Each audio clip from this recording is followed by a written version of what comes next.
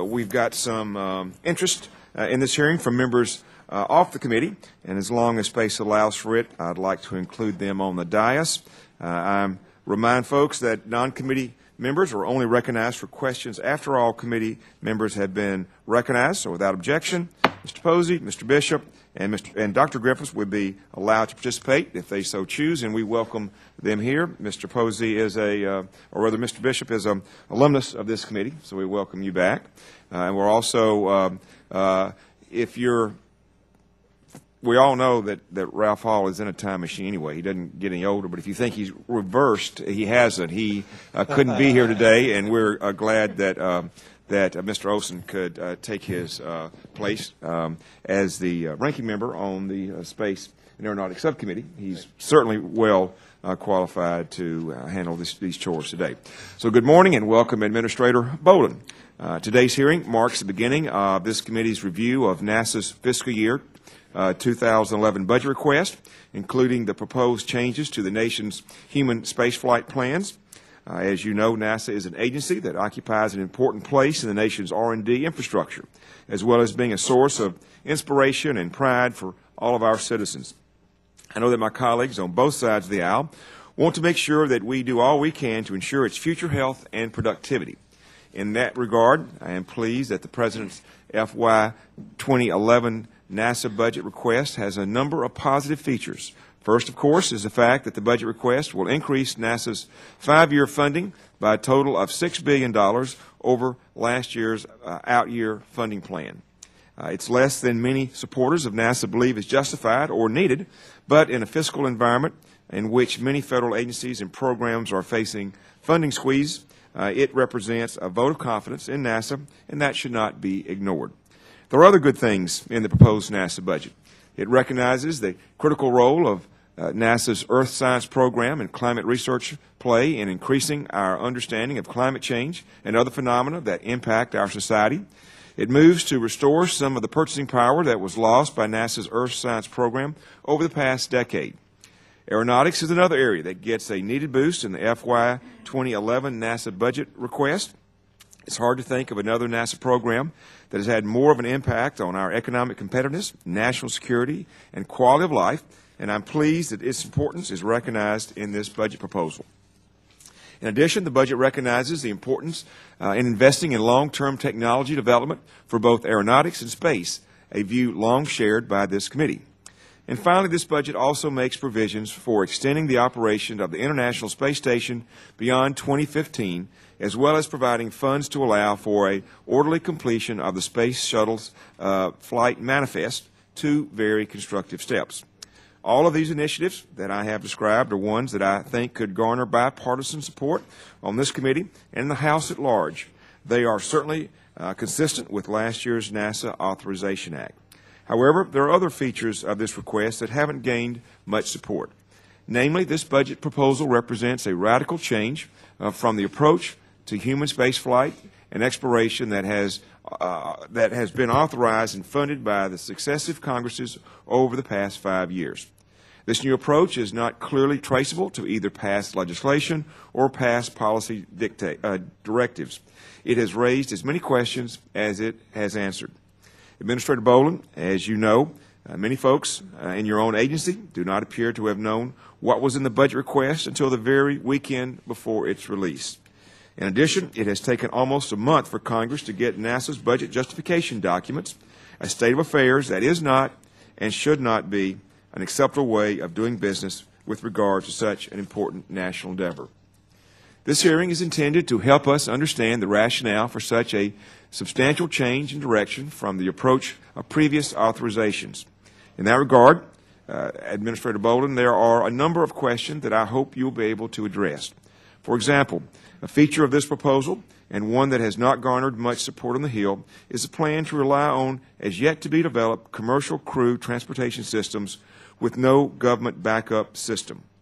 Leaving aside the issue of safety for the moment, do you have concrete evidence that you can provide us that shows that there will be sufficient non-NASA commercial crew transportation markets to keep these companies viable, or is NASA going to be on the hook to do whatever it takes to keep them in business, since NASA will have no other means of getting into orbit? That is, will NASA's action make these companies too important to fail? Despite the lack of any significant existing markets for their proposed services, with all the implications for the American taxpayer inherent in that phrase. In addition, in this budget request, you are requesting a 62% increase over what the government and the companies had previously said would be needed to help the two would-be commercial cargo transportation companies develop their systems that are arguably much less challenging than the commercial crew transportation system that you would now want to support. Given the large cost increase, how much confidence should we have in the cost estimates for commercial crew contained in this budget request? I could go on to ask about other aspects of the human spaceflight proposal, but I've already taken enough time, enough of the committee's time. It is clear that the administration's human spaceflight proposals have profound implications for the workforce, for our position in the world, and for the future of the space program, and we're going to take a hard look at them. Again, I want to welcome you to today's hearing, and now I want to yield to another Texan, Mr. Olson. Thank you very much, Mr. Chairman. And first of all, I want to make a very public statement that I realize that I'm a poor substitute for the wit and wisdom of our ranking member, Ralph Hall. But he couldn't be here today, and he asked that I read his opening statement. And with your permission, Mr. Chairman, I'd like to do so. Mr. Chairman, I look forward to working with you on the important issues facing NASA. And thank you for holding today's hearing on the fiscal year 2011 budget proposal. Thanks to your leadership, NASA is benefiting from the guidance provided in the NASA Authorization Act of 2008. I also want to welcome the NASA Administrator, General Bolden, to his first appearance before our committee. We look forward to hearing the details of the administration's proposals. NASA's fiscal year 2011 proposal is a radical departure from the consensus that emerged after the Columbia accident. In fact, the national debate after the accident helped clarify many of the guiding principles and goals that were endorsed by both Republicans and Democrats in subsequent NASA authorizations. The Columbia Accident Investigation Board clearly warned us about the inherent risk of human spaceflight program that does not have vigorous and engaged national leadership. The CABE also stressed the importance of working towards established goals, not flexible paths, and warned against unbounded technology development programs that, lacking clear requirements and metrics, are likely to fall prey to future budget reductions. As a mission-driven organization, NASA performs best with clear goals and destinations. I'm deeply troubled about the future viability of America's human spaceflight program. On the eve of completing the International Space Station and retiring the Space Shuttle, I cannot understand how the administration can propose such an ill-conceived decision to cancel the Constellation program without providing a compelling alternative plan with measurable goals and adequate resources. This budget proposal, relying as heavily as it does on the unproven capabilities of a nascent commercial space industry, contains very few details. At worst, I'm afraid that its reliance on commercial is unfolded, and as a consequence, it not only threatens our leadership in space and our utilization of the International Space Station, but it also risks the loss of much of our aerospace industrial base and our highly skilled workforce. I'm also bothered by the apparent diminution of crew safety in this request. Except for vague assurances that safety will not be undermined, I see no detail explaining how NASA plans to ensure that commercial systems will be equal to the expectations that guided the development of the Constellation. Until we in Congress have had a chance to examine the details of NASA's proposal and develop the appropriate legislation, I hope you will adhere to the intent of the appropriators, which is to continue the Constellation development in fiscal year 2010. General Bolden, I appreciate the fact that you accept responsibility for the poor way this budget was publicly rolled out. And I want you to take a message back to those who played an active role in its unveiling that such an exercise is ultimately counterproductive. This committee has been the most ardent supporter of NASA in the House, and yet senior agency and administration officials have managed to surprise, frustrate, and anger those of us who've been your greatest advocates. I thought it was particularly troubling that senior people within the administration and on your staff engaged in a campaign of telephone calls with reporters prior to the budget rollout to explain the embargoed program details instead of providing briefings to this committee. This is not a media campaign. NASA should be communicating with its policy and oversight committees, and I encourage you to carry that message back to the administration suite and to the administration. Mr. Chairman, I care deeply about NASA, and I want to ensure that the safety of the crews we send into space. I want to ensure that we can maintain and utilize the International Space Station. I want NASA to have clearly defined goals because I believe that is the only way we will make any progress. NASA is a mission-driven organization that produces its best results with clearly defined goals and the resources to achieve them. I believe NASA's priorities are misplaced. With the retirement of the Space Shuttle and a plan to cancel the Constellation program, it's more important than ever that we work together to provide NASA with the legislative guidance it needs. I know you share many of my concerns. I look forward to working close with you, and I hope you will make room in our busy schedule to hold the necessary hearings to ensure we give NASA the guidance it needs. Yield back my time. Thank you, Mr. Olson. If there are members who wish to submit additional opening statements, your statements will be added to the record at this point. At this time, I would like to introduce our only witness today, Mr. Charles Bolden, who is the Administrator of the National Aeronautics and Space Administration. Welcome, Mr. Bolden. As our witness should know, any additional statement other than your written statement or spoken statement will be made a part of the record. And with that, we will then follow with questions from our members at 5 minutes. So, Mr. Bolden, you may proceed. Mr. Chairman and members of the committee, thank you very much for the opportunity to discuss the President's 2011 budget request for NASA. I'm grateful for the support and guidance this committee and I look forward to working with you on enactment of the President's bold new direction for our agency. I want to say up front that I understand the committee's concerns that details such as our justification documents have been slow to reach you. I apologize and ask your continued patience as we finalize the details of this historic change in NASA's direction.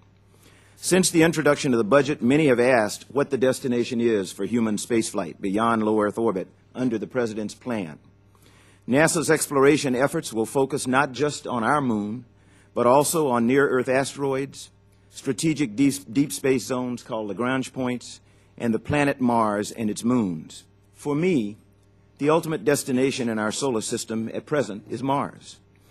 While we cannot provide a date certain for the first human visit, with Mars as a key long-term destination, we can identify missing capabilities needed for such a mission and use this to help define many of the goals for our emerging technology development.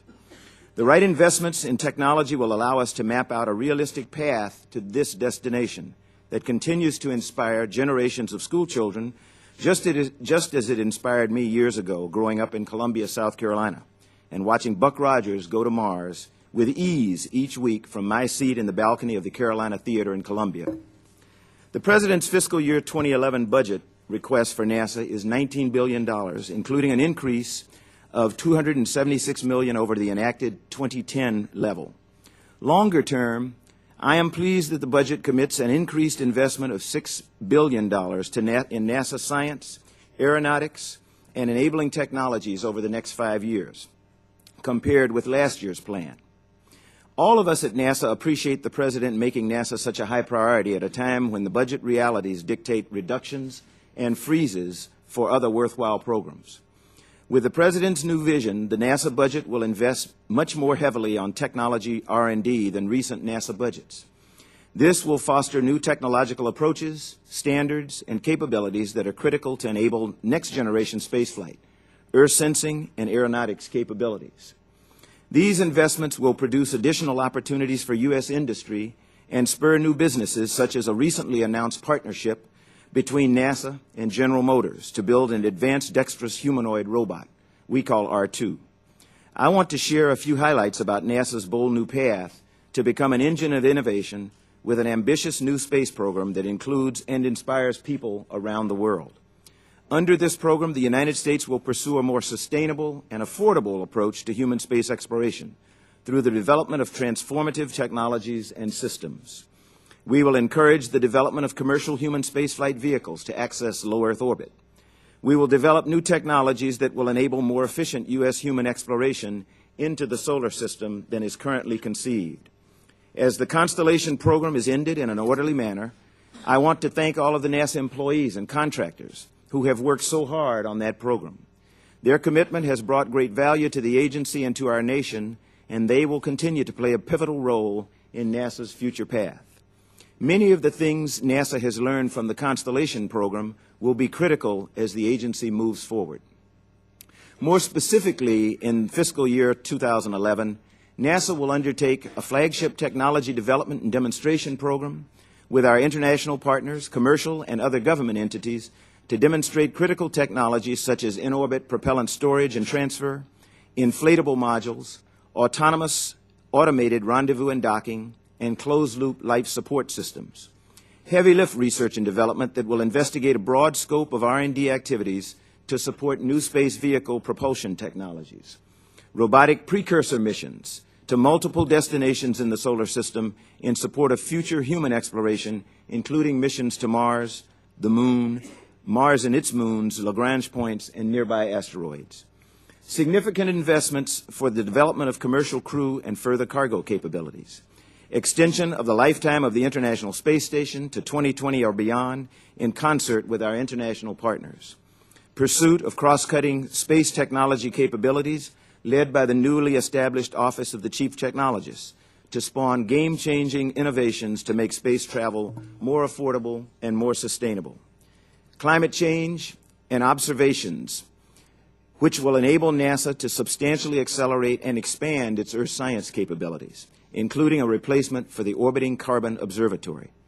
Aeronautics R&D, including critical areas of next-generation air transportation system, or NextGen, green aviation and safe integration of unmanned aircraft systems into national airspace.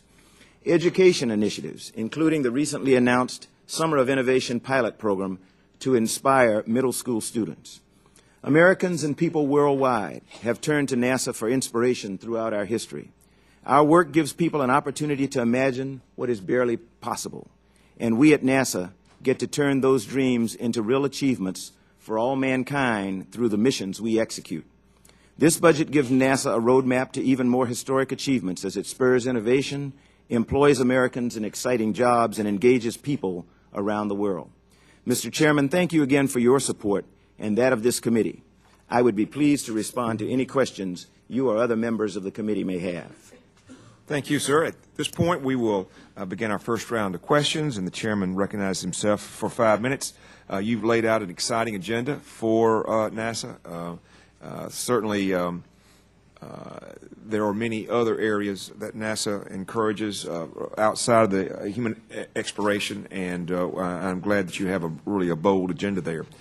But the questions that have been raised most often have been about the exploration program. So let me go back to my original opening statement when I asked, or sort of pointed out, as we're going through a too-big-to-fail trauma right now for the taxpayers and the economy, my concern is that we could get into a too-important-to-fail. So if the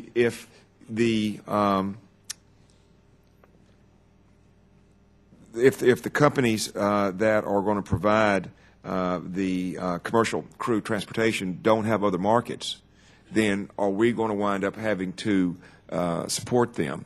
So can you give me some type of concrete evidence that there'll be other markets for their services? Mr. Chairman, the evidence that I have used has been the studies that have come from industry themselves, from the commercial market. Unfortunately, it's not. NASA has not done any market surveys, nor have I offered to do that or asked to do it. So I'm depending upon surveys and information that has come from the industry themselves.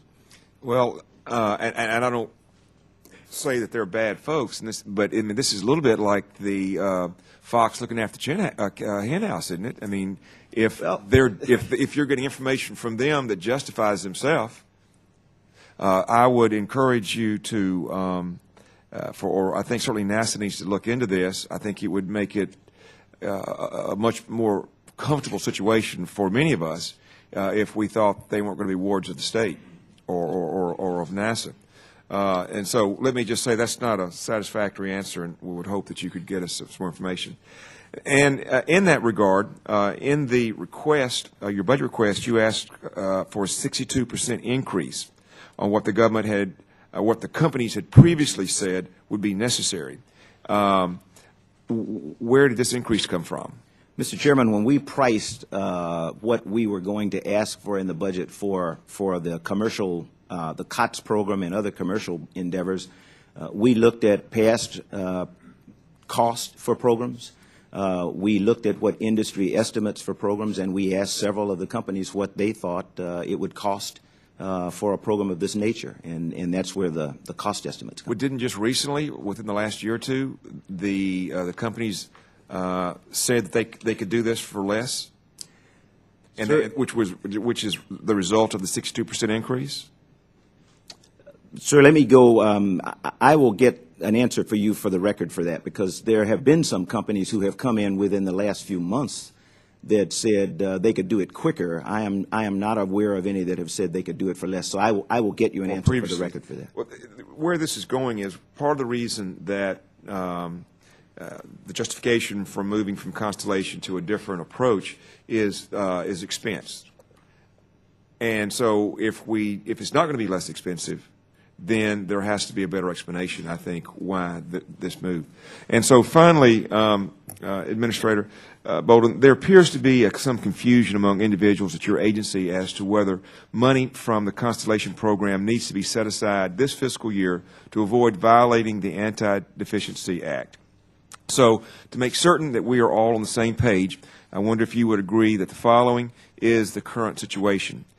In 2010, Commerce, Justice, and Science Appropriation Act explicitly instructed NASA, and I quote, that none of these funds provided herein shall be available for the termination or elimination of any program, project, or activity of the architecture of the Constellation program, nor shall such funds be available to create or initiate new program, project, or activity unless such program termination, elimination, creation, or initiation is provided in subsequent appropriation acts. Is that a fair? I mean, is that your understanding? That is my understanding, Mr. Chairman, and in fact, that is I think a letter that I sent recently to 27 members of the House who questioned what we were doing with the Constellation program. As I told them, we were in compliance with the direction of the 2010 Appropriations Act, and that I have directed no cancellations or terminations,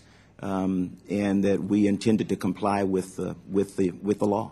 Well, so then could you explain the letters that NASA is sending to the Constellation contractors? I have one example here in which NASA is asking for estimates of the termination liability costs for this quarter, as well as the next 3 quarters. This seems to indicate that NASA is contemplating canceling Constellation contracts in the very near term. In fact, this letter, which was sent out on February the 22nd, asked for a response by March the 5th, next Friday. Sir, and that was covered in the letter that I did send in responding to the members of Congress. What I tried to explain was that I think it is fiscally responsible on my part and expedient that I try to get estimates from the companies as to what they feel their termination costs would be if, in fact, the President's direction that we cancel the Constellation program in 2011 were to take effect. It is a planning figure for us, and it is not direction to do anything. I asked them to make sure that we can see their numbers for what it would be to fund termination. But wouldn't it be more appropriate to ask for the termination cost in 2011 rather than cancellation cost of this quarter? Mr. Chairman, let me go back and double check for the record, but I think I was asking for what would be the termination cost if the President's direction were carried out that we cancel the program. Well, again, the letter that we have indicates that they start with this quarter. Please provide your estimate termination liability for the subject contract as a part of this in each of the 3 quarters as of April the 1st, 2010, July the 1st, 2010, October the 1st, 2010, January the 1st, 2011. And this went over the signature of Terrell Cochran. Yes, sir. I think I don't want to abuse my time, and so, Mr. Olson, you're recognized for 5 minutes. Thank you very much, Mr. Chairman, and thank you, Administrator Bolden, for your appearance here today before this committee. Always good to have someone from the home turf, Clear Lake, here in this hearing room. Mr. Ambassador, Mr. Administrator, I've got a couple concerns and questions I'd like to ask you. One of them is sort of the process with which this decision was made. Because if you read some media reports and hear some things in the community, it seemed to be made by a very small cabal, for lack of a better term, of people here in Washington, D.C. I know for a fact that no one at the Johnson Space Center was consulted about the decision to terminate the Constellation. And I particularly want to make sure that you were involved in that decision. So I ask you, I mean, this is the largest cut in the President's budget. Did you hear directly from the President on this? And again, this is important to me. I got to go back home and explain to my constituents who, in many of them, in their cases, unfortunately, losing their jobs. I got to explain this to them. And I can't just say this was an OMB call or it was a pre-decisional with no details. So please, could you enlighten me a little bit about the process and the people who are involved in making this decision? Congressman, I think you're aware that I cannot discuss the pre-decisional discussions that we had, but I can tell you that the President's decision with this, as with everything, are iterative in the process. And I was a member of those who advised the President in the formulation of his budget. So I am the one that represented NASA in providing information and counsel to the President in arriving at this budget. And once that decision was made, it became my budget. So it is my budget. Yes, sir. I greatly appreciate it. Again, it's very important to me that you were included in that because you are the head of NASA. And as I told you, representing the Johnson Space Center, you've lived there. You live there still. You know, the greatest, well, I'm not going to get in trouble with my colleagues here, but, well, the home of human space flight. And, you know, we've got it. Nobody there had any idea what happened. They picked up and read the paper like I did on February 1st, Monday morning. And, Congressman, I can assure you, you know, once again, as I said, it was an iterative process. Every time I requested a meeting with anybody else involved, I got it. I met with the President personally. So this is my budget, and it results from the consultation that I contributed to the President's decision. Appreciate that. Further question for you, sir. I'd like to refer you to the report of the Aerospace Safety Advisory Panel, their report from 2009. And let me read a quote from the report. It states, "To abandon the Ares 1 as a baseline vehicle for an alternative without demonstrated capability nor proven superiority, or even the equivalent, is unwise and probably not cost-effective." As you know, yes, sir. I understand. Your name is on this report. My name is in that because I used to be a member of the Aerospace Safety Advisory Panel. You betcha. But given this new budget, I want to ask you now, do you disavow all this, part of this, or none of it? So I don't disavow any of it. I support and I respect the opinions offered by the Aerospace Safety Advisory Panel. I consider them valuable counsel. I consult with Vice Admiral Dyer frequently because I know that we will sometimes have differences of opinion, but he is a much wiser person than I because he's older than I am. But I do not take issue with anything that they presented. It is just that in the process of decision making, sometimes we agree to disagree. Appreciate that, sir. And just to follow up again on one of the chairman's comments, what's the backup if the commercial companies fail to deliver? I mean, or go bankrupt, or somehow can't perform? How do we protect the taxpayer dollars from those situations? Congressman, the backup is actually puts us in a better situation than we would have been with Constellation. If we had gone through with the Constellation program, we would have one system. We would have one vehicle for going to low Earth orbit, and that was going to be Ares 1. We would have had one vehicle to go beyond low Earth orbit. That would have been Ares 5. As it is right now, I have two companies that are bidding on or competing to handle access to low Earth orbit. I am hopeful that both of them will be successful. We are also intending to go out and reopen the competition to see if we can add even more companies into the mix. So conceivably, there could be multiple companies that we recognize as having met the safety criteria for what we want to do, and then we are much better off than we would have been with a NASA designed and built system in a single Ares 1. Thank you for that comment, Mr. Administrator. I'm sorry to cut you off. Got a little bit of time here, and I want to ask one more question or make sure you're aware of a situation that I'm hearing about back home.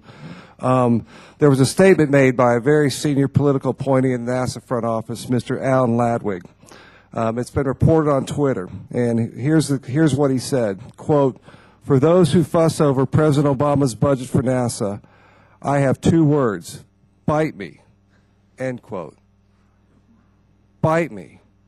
I mean, that's one hell of a message to send to thousands of loyal NASA employees and contractors who've given their life to human spaceflight. And, you know, according to our committee staff here, I mean, this outrageous statement was made while he was in a speech while he was overseas for an audience in Strasbourg, France. And I think I know the answer, but I just want to make sure. Is this NASA's budget message to the American people and to our international partners? Bite me? Congressman, I was not aware of any statement of that nature, and I think you know that I would never tolerate that. And I would, rather than make any comment about it without, finding out its validity, I would just say that is unacceptable. I appreciate those comments. We'll get you the information you need because, again... Oh, I will get the information. That's Marine Corps General I love. Sure. Thank you, Mr. Chairman. Yield back my time. Thank you, Mr. Olson. Mr. Costello is recognized. Mr. Chairman, thank you. And Administrator Bolden, thank you for being here today. And I thank the Chairman for calling this hearing. Administrator Bolden, I have major concerns as well about the administration's plan to terminate the Constellation program. As you know, we have invested over $9 billion over the last 4 years in this program. My concerns are many. They involve cost of this action, not only in terms of cost in terms of money, but also what the action will do to weaken our science and engineering workforce here in the United States. The loss of jobs and how it will affect our economy. The loss of my concerns about safety as to how it will affect the safety of our those who participate in the program, and also the impact on national security. As you know, the United States, Russia, Europe, Japan, and China have all been, their space programs have all been government-funded programs. If, in fact, the private sector could create a successful space program, I think they would have done so by now, either here in the United States or elsewhere. So these are a few of my concerns. I happen to agree with Senator Bill Nelson. I don't think that we can do this on the cheap.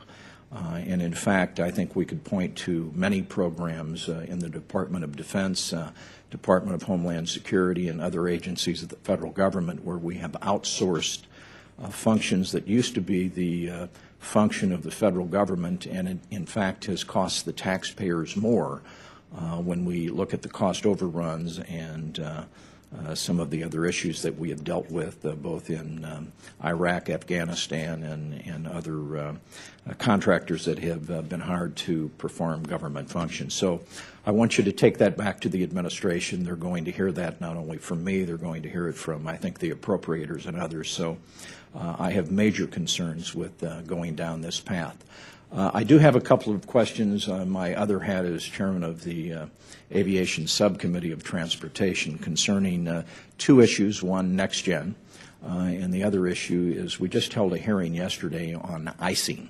As you know, we've had a number of one commercial tragedy concerning icing about 13 years ago and a number in general aviation issues. So my concern is that we've seen over the past few years a decline in funding since fiscal year 2005. I wonder if will aircraft icing on the side of R&D, which of course involves NASA, be a priority for NASA in fiscal year 2011?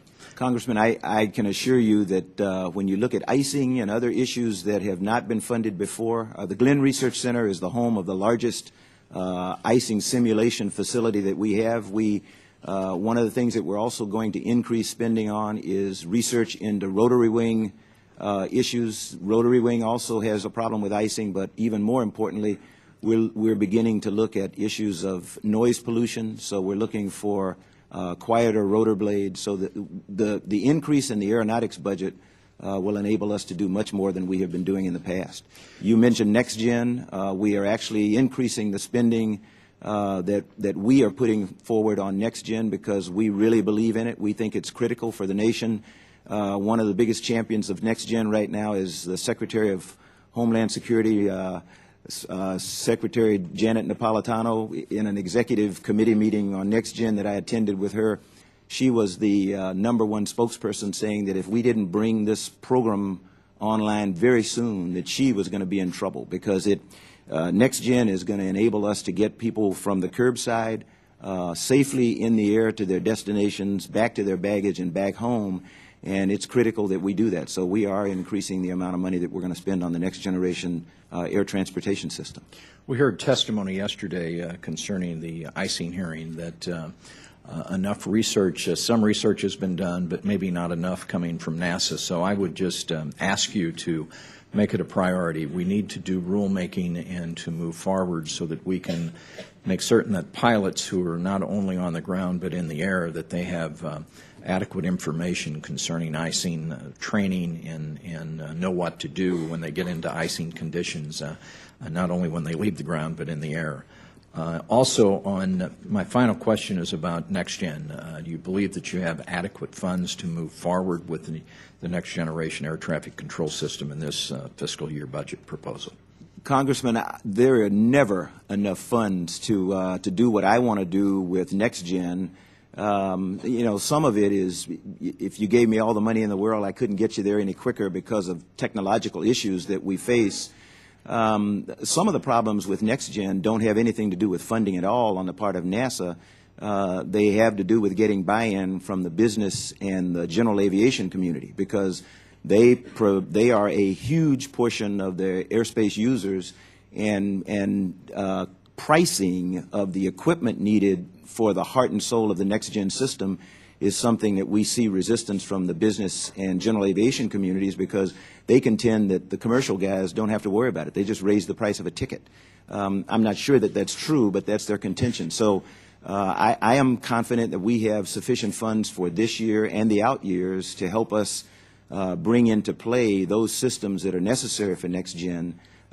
We will have to continue working, though, with the various segments of the user communities to see that we get them to buy the equipment that will be necessary to make the system effective. Finally, let me make the point that the Joint Planning and Development Organization, JPDO, as you know it, NASA is very involved with them. I would encourage you to continue to make certain that you cooperate closely, because the only way this is going to get done is through a cooperative effort with all of the federal agencies involved. Sir, and I guarantee you we'll do that. Even before coming to this job, when I served on an advisory council for the FAA administrator, then I observed that NASA was a very strong member of the NextGen team, and since I've arrived as the administrator, I've put extra emphasis on it. So I think you can be guaranteed that we're going to continue to push as hard as we can for the delivery of this system. Thank you, and thank you, Mr. Chairman. Mr. Robacher is recognized.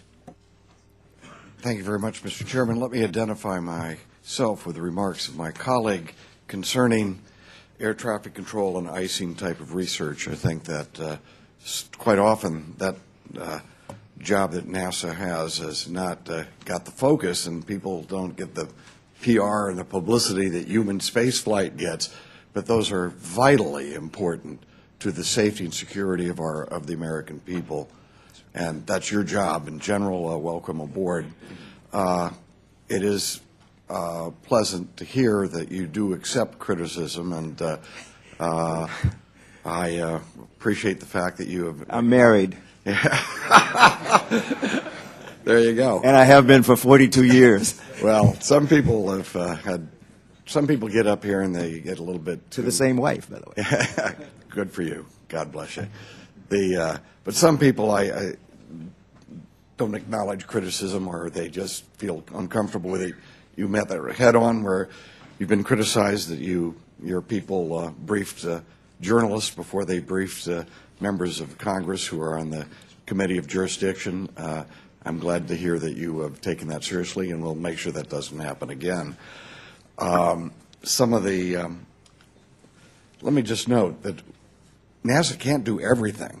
And if we are going to do these things like we just mentioned, air traffic control and research into icing to help protect people, we can't have programs that have $9 billion that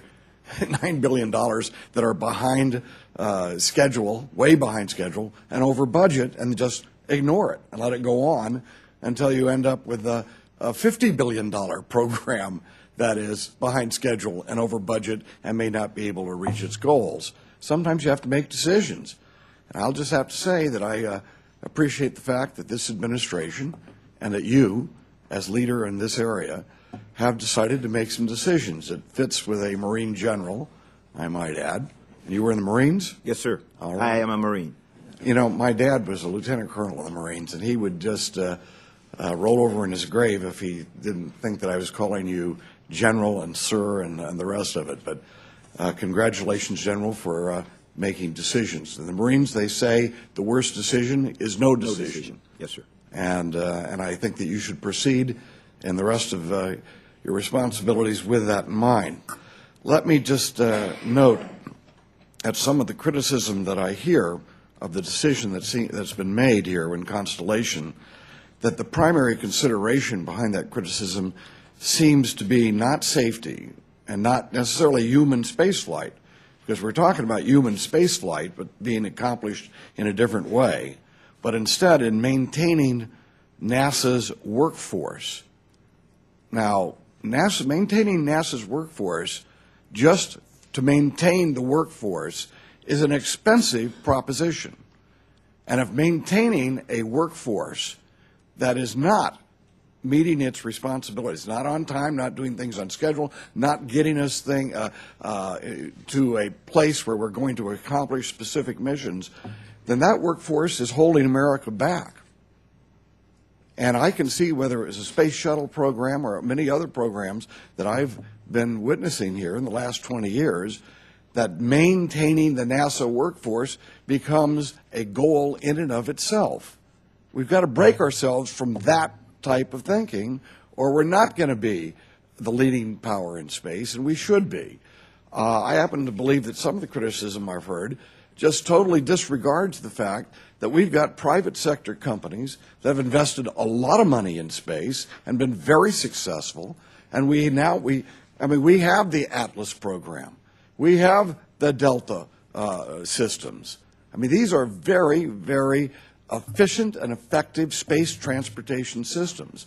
Now, correct me if I'm wrong, but isn't it your plan, your proposal, to, instead of going to this constellation, which, as you say, would have put all our eggs in one basket, isn't it to expand upon private sector and diversified sources to meet our obligations in low Earth orbit and delivering supplies and people to the space station? Congressman, that would be our hope, and you have pointed out something that we probably have not done a very good job of getting to the public and to the members of the Congress. Commercial, the way I define commercial, it is the aerospace industry. Sure. Some people define commercial as entrepreneurial.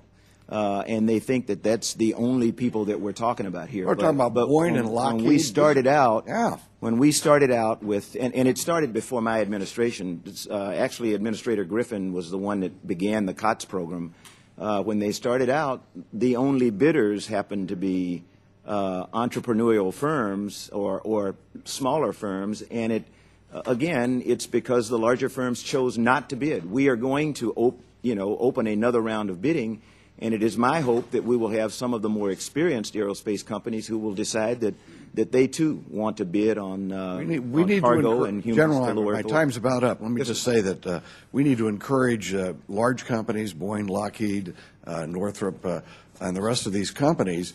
We need to encourage them to be more entrepreneurial, and we need them, and that, I believe that's part of your plan. And but we also need to encourage those entrepreneurs who may become big companies in the future. And we want to wish them success, but I don't believe that the criticism that's saying that the decision being made has put us at risk of not having a human space flight capability for the United States of America. I don't believe that's justified. I don't believe that it places the type of faith in big companies like Boeing and Lockheed, who have developed many technologies in the aerospace. In the history of aerospace, they've done tremendous work, and we should be concerned about that rather than focused on maintaining the NASA workforce read that, NASA bureaucracy. So thank you very much, and looking forward to working with you, General. Mr. Wu is recognized. Thank you very much, Mr. Chairman. And thank you, Administrator Bolden, for your service to our nation as a Marine, as an astronaut, and now as Administrator of NASA, where I believe that you continue to be a good, loyal soldier and doing your job as best you know how. Let me express my concern about the possible downside effects of this administration's decision. We are optimists by nature, and especially those technologists who work in space. So the administration has on its side the rhetoric of the market and private sector and competition. The administration will, at least initially, have the benefit of technologists who look optimistically to the future. I think it's incumbent upon those of us who, at least for some time, have seen the political sector work to be concerned about the potential downside analysis of what happens after a few years if this administration's proposal is accepted by this Congress. We have a Constellation program which is not working out in an ideal way, but it is a public program funded in the ways that every human spaceflight program thus far has been funded, because achieving Earth orbit is fundamentally different from the ballistic ventures that private companies have been able to do, at least at the very beginning. The problem is that right now we're terminating or proposing to terminate Ares 1 because it's over cost. Now, we can discuss the flawed technology all that we want, but it is what we are committed to. And now we're going to put all our eggs in the private sector basket, and there are basically three contractors right now. It's Lockheed Martin, Boeing, and SpaceX.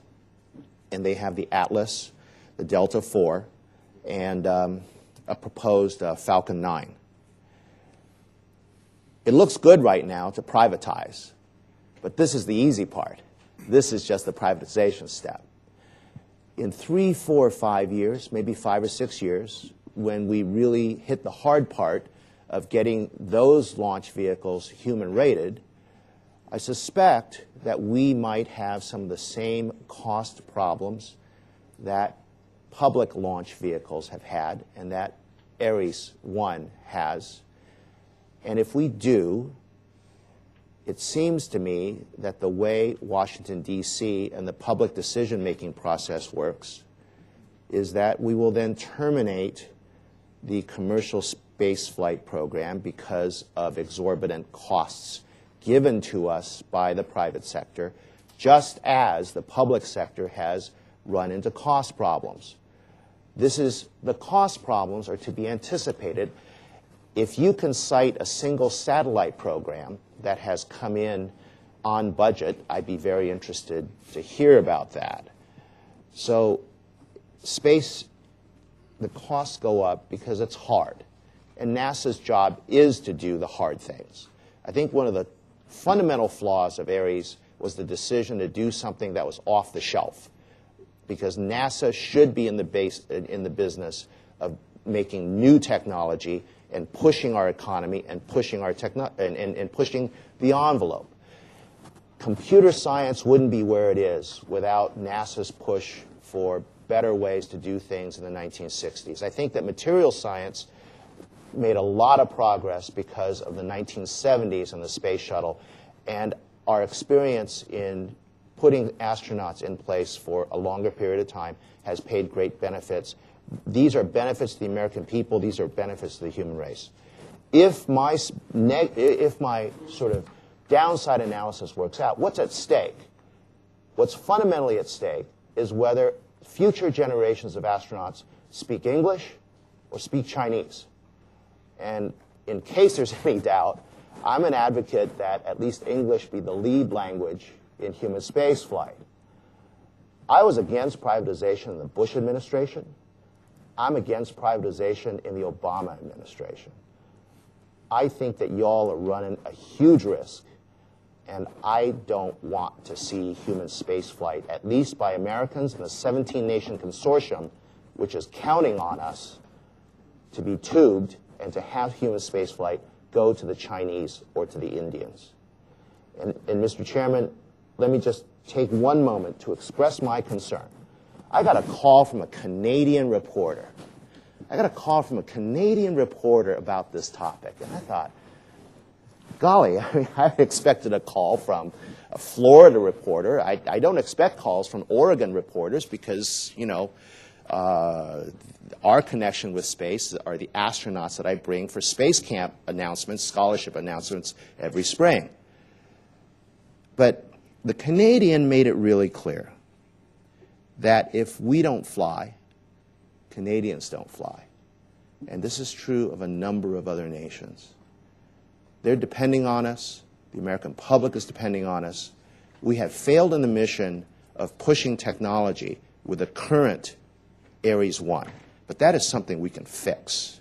And if we privatize this, we're still going to need a labor force. And if you think that we're going to be able to afford 3 separate contractors for human space flight, I would like to see your business plan. I would like to see, my apologies, not yours. I would like to see the administration's business plan because, you know, there's the business of lifting satellites up.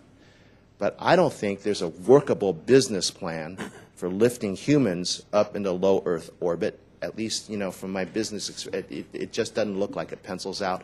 And that's why we subsidize it with tax dollars. And we can either do it directly to NASA, or we can give the money to Boeing, to Lockheed Martin, or to SpaceX. And I just want to note that to date, they haven't launched a human being.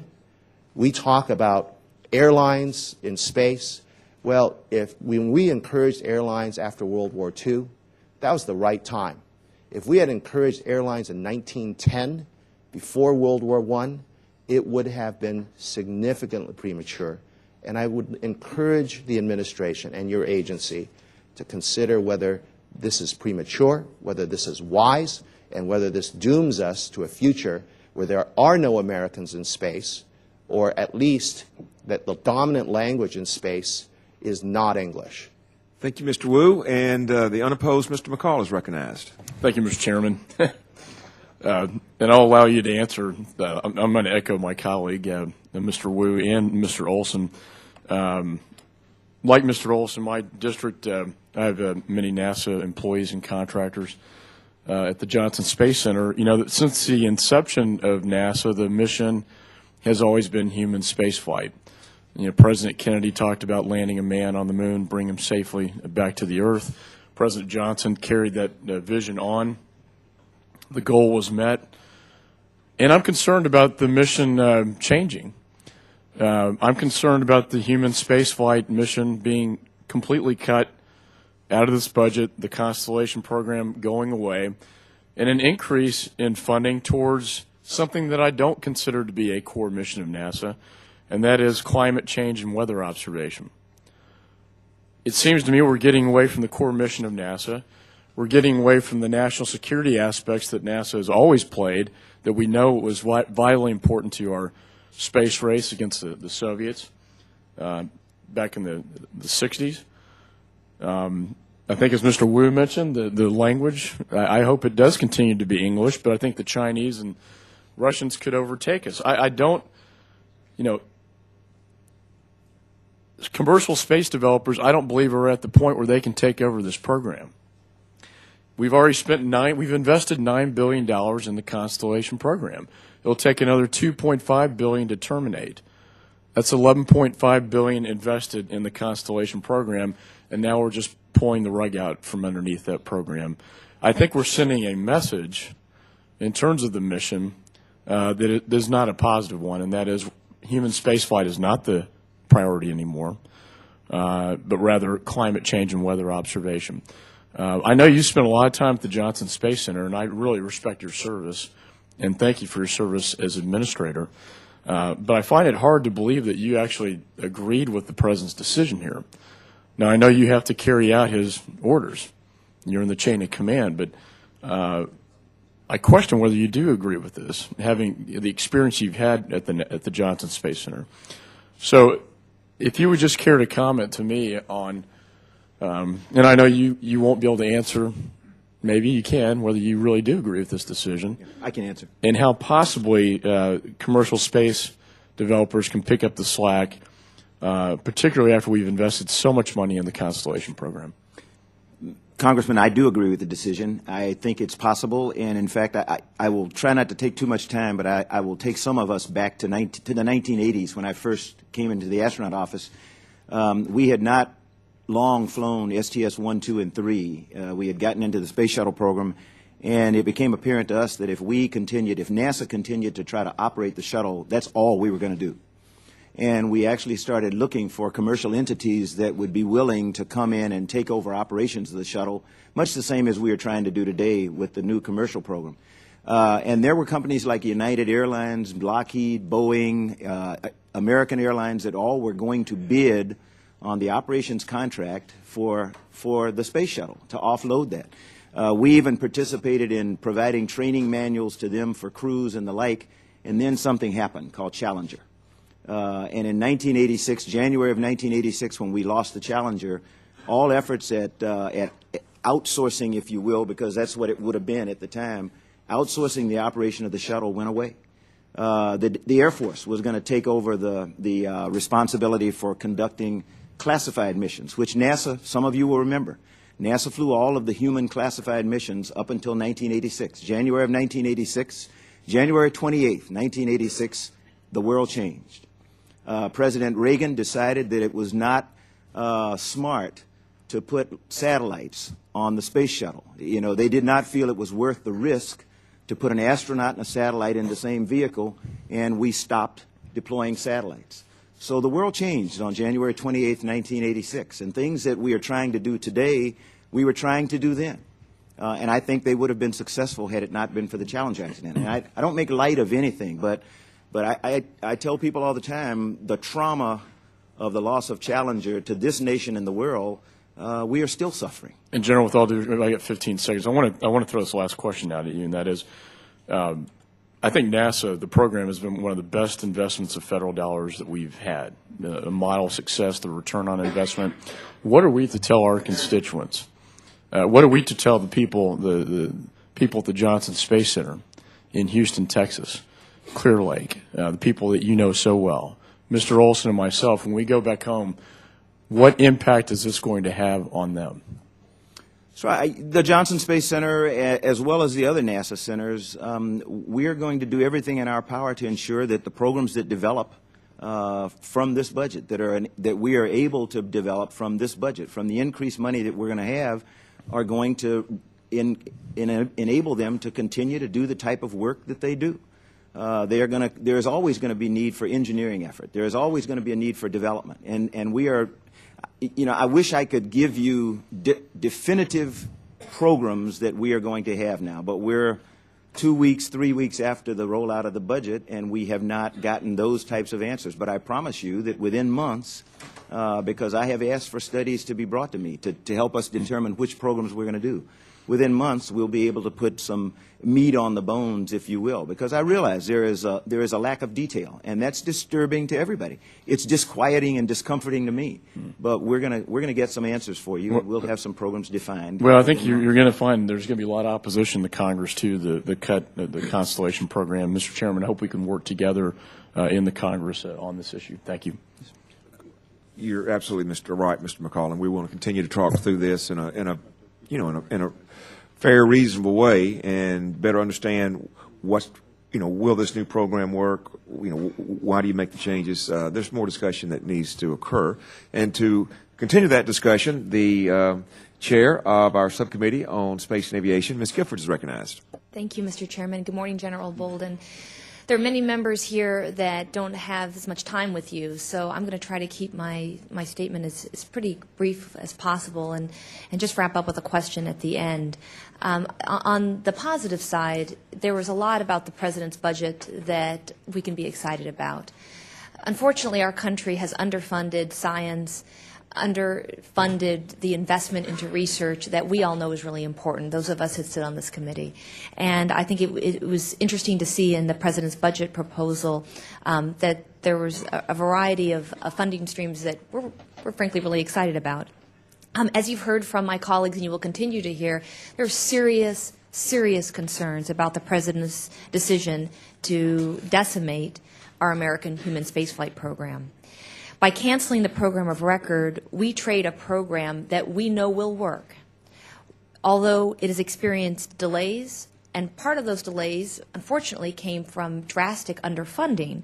But it's a program that has been deemed as the safest program to take our astronauts back to lower Earth orbit and then back to the Moon, Mars, or wherever we choose to explore. My concern when considering the space program and the future is not one pet project over another, one state over another, one facility over another, one plan, one aerospace company over another. It's truly how do we best and most prudently use the taxpayers' dollars to achieve this great desire that we as humans and members of Congress as well have to explore. We want to get outside of lower Earth's orbit. We want to really challenge the way that we understand science and space, and we want to move forward. You're going to have a lot of questions that our subcommittee, Mr. Olson and I and members of our subcommittee are going to be grappling with as we move forward with writing the authorization plan. Some of the things you're going to hear about, of course, is the workforce, and Mr. Rohrbacher is no longer here, but you look at the tens of thousands of direct jobs that are going to be impacted with the sunsetting of Shuttle and with the planned termination of Constellation. But in fact, hundreds of thousands of highly skilled jobs through subcontractors and indirect industries will be impacted if these decisions move forward as well. And we're going to be working to flush out those numbers so that every member of Congress understands the impact to their employers and to their constituents.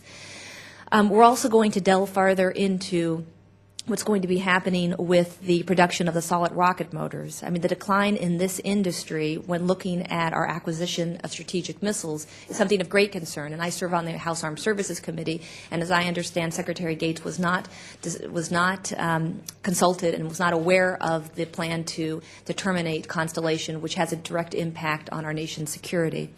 We're also going to be delving into international competitiveness. A few months ago, we had a hearing with a variety of experts. We heard from Mr. Hauser of Space Foundation, who had recently returned from visiting, and I quote him here. He says, in this past September, a delegation led by the Space Foundation visited China and toured a number of previously secret space facilities. It was a stunning experience. Not only are China's facilities newer than ours, they are state-of-art and in some ways downright luxurious compared to ours. So as China continues to invest heavily, as the Russians continue to be steadfast in their commitment, and as we see other countries show an interest, I'm very concerned, and other members as well, of what is going to happen with U.S. dominance in an area that we think is so important.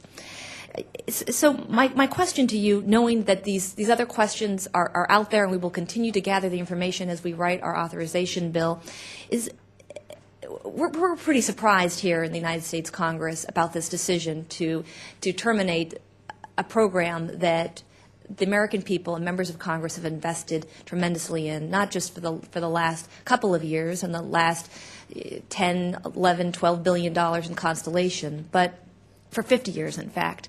So can you please talk, General Bolden, about who was consulted, how you went about this decision, who did you reach out to, who did you bring in to make a radical decision like this to terminate our United States human spaceflight program?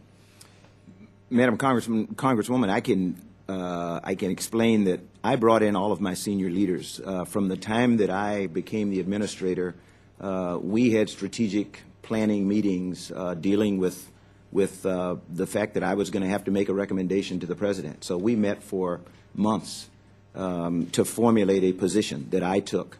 I consulted with the President, and as far as what the discussion was, again, I have to go back to the fact that it's all pre-decisional, and I'm not at liberty to share that. But I played an integral part in the decision that the President made, and once that decision was made, then the budget became mine. So this is my program.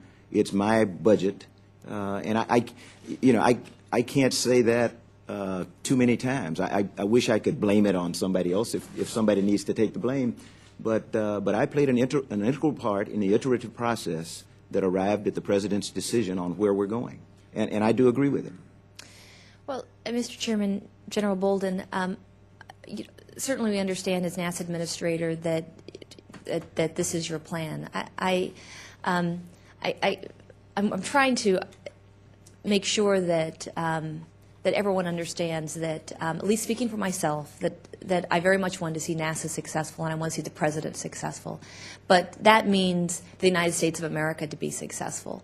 And proposing a decimation of the most exciting project or program that the United States does without consulting with members, without talking to the defense industry, without really building a coalition to make such a radical shift is hard to stomach. And it's just something that we're going to have to work through because there's deep, deep concern among the subcommittee members, Democrats and Republicans. I mean, this is a very strong bipartisan concern that we have with what was proposed by the President. And we want to work with you. We want to work with the President. But some of these, what you're proposing in a 4-page draft memo is just it's too great of a shift to really not have those details when presented to us in the Congress. So, Mr. Chairman, we're going to be working to get that information, and I thank you for the time. Thank you, Chair Griffords. Before we proceed, let me just make a quick announcement to our friends that are visiting on the committee now. Our rules require that we always try to alternate back and forth, but since there are more on the majority side here, they need to go through first, and then we will be happy to let you participate any way you would like. And so Ms. Fudge is recognized. Thank you, Mr. Chairman, and thank you, Mr. Bolden. It's nice to see you again. Mr. Bolden, just in my opinion, the lack of a clear mission with goals and milestones fails to not only inspire the current NASA workforce, but also fails to inspire the future generation of scientists and astronauts, something that is so critical at this point in American history. When we are talking about the need for more students to be excited about careers in STEM fields. Having no light at the end of the tunnel, be it on Mars or the Moon, we will not serve our country well at this time. Just last week, I was at JFK High School in my district where I was talking to a young ROTC student. I asked him what he wanted to be, and he said an astronaut. I had no clue what to say to him at that point. I wanted to say to him, find something else to do because the chances of becoming an astronaut or a rocket scientist are approaching zero because NASA is canceling its human spaceflight plan. I'm confident that NASA Glenn can play a significant role in the technology development programs you've described and look forward to learning about Glenn's part in the new programs. But clearly, these are important priorities that support the mission of NASA, but the idea of technology development alone without a corresponding flight plan may not be sustainable. We've seen this before in NASA's recent history. In 2003, Project Prometheus was a technology development program to create nuclear power and propulsion technologies. Then NASA Administrator Mr. O'Keefe stated that the objective of the program was to hone technologies that would allow the agency to fly any number of destinations that are possible, which sounds quite similar to what we are hearing today. After 2 years and $464 million, Project Prometheus was canceled due to a shifting of agency priorities and a top-line budget number that squeezed out many other programs. Technology development programs are always vulnerable when not tied to a specific flight program. How can we be sure that these technology development initiatives will not meet the same fate, especially with no independent assessment of the end cost of supporting commercial crew transport development? If these cost estimates rise, how can we know these technology development programs will not be sacrificed as they have in the past? Congresswoman, let me just quote something from the Augustine Committee report, the concluding observations. And for those of you who have it or have seen it, it's on page 111. And I found it interesting because Norm Augustine and I talked about this extensively during the course of the program. He said, planning a human spaceflight program should start with agreement about the goals to be accomplished by the program. That is, agreement about its raison d'etre, not about which objective in space to visit. Too often in the past, planning the human spaceflight program has begun with where rather than why. Norm and I talked extensively about it because, as I did in the strategic planning sessions with my leadership, I said, you know, if we don't know why we're doing this, we may as well quit. My question to them was, why do humans need to go to space? We do need a destination. That destination ultimately is Mars. But we need to know why we're going there. We're going there because the human species is incredibly inquisitive. We think that there is potential for life on Mars, or at least potential for people to be able to live there at some time, much more than any other planet in our solar system. So that's the why that we came up with. But in direct answer to your question, you know, I was glad you did not tell the student not to think about being an astronaut. I would have told, and I assume it was a middle school student, high school? High school. I would have told him forget it for a while. I always do, and I would have told him go back and study and make sure you graduate from high school, go to college, and then get an undergraduate technical degree, as Congresswoman Edwards will probably tell you. I always tell him. So I'm glad you did not tell him not. But I really want you to get to, we've done something like this in the past. Because the cost became absorbed, we just shifted and said we're not going to do it anymore. Can you guarantee me that's not going to happen now? I can't guarantee you, but I can tell you that I am confident that the program that we are laying out, based on the budget that we have, will support and sustain our ability to get not only to low Earth orbit, to continue to get to low Earth orbit, but to go beyond low Earth orbit with a program, once we develop a heavy lift launch vehicle that will get us to Mars, get us to the moon, get us to asteroids. It's critical that we do all these things. While Mars is the ultimate goal, asteroids are pretty important too because they threaten the planet, and unless I know what they're made of, whether they're dirt or whether they're iron, I don't know what to advise the President on how to protect the planet from them. So I can see one day when astronauts go to asteroids because we don't understand them a lot. We were all awakened when Hubble gave us an image of the planet Jupiter late last year with this big black hole in it. A hole that was the size of several diameters of Earth. That was a wake-up call. So there are a lot of reasons that we need to send humans to space that are different from what they were September of last year. We learn something new every day about why we need to be exploring space. And the program that we have now, particularly because we have sufficiently funding research and development, makes it different from when we were trying to do Prometheus. We were probably down to zero in the money that NASA sent to colleges and universities around the country for technical research and development. I think you'll agree with that. You know, Wilberforce or any other college in your area probably got nothing from NASA for research and development. This budget allows us to start putting money back on college campuses so that kids will be excited about wanting to go study with a professor who is working on a research project for NASA. That wouldn't happen last year. So things are different, and that's why I'm confident that this is going to work. But again, you can't tell me that in another year or two or three, we may just change and shift gears again. Congresswoman, I can't tell you, you know, in our system of government, there are good things about our system of government, and there is one horrible thing about our system of government, and that is it changes every 4 years, and with it, ideas change. And so I can't guarantee that President Obama, if he is reelected, or the new president, if he's not reelected, will have the same vision that the president presently has. I can tell you that as long as President Obama is sitting where he is and I'm sitting where I am, we are focused on increasing the research and development that is done in industry and academia. We are focused on getting kids to the point where they become proficient in STEM courses, so that we don't lose the battle of intellect to the Chinese or the Russians or the Indians or anyone else. We have a shared vision, and I, you know, people tell me I don't know what the president wants to do. I do know what the president wants to do. I have sat with him. I know how much STEM education, how important it is to him, and how much inspiring kids is to him. And we did not frivolously arrive at this budget.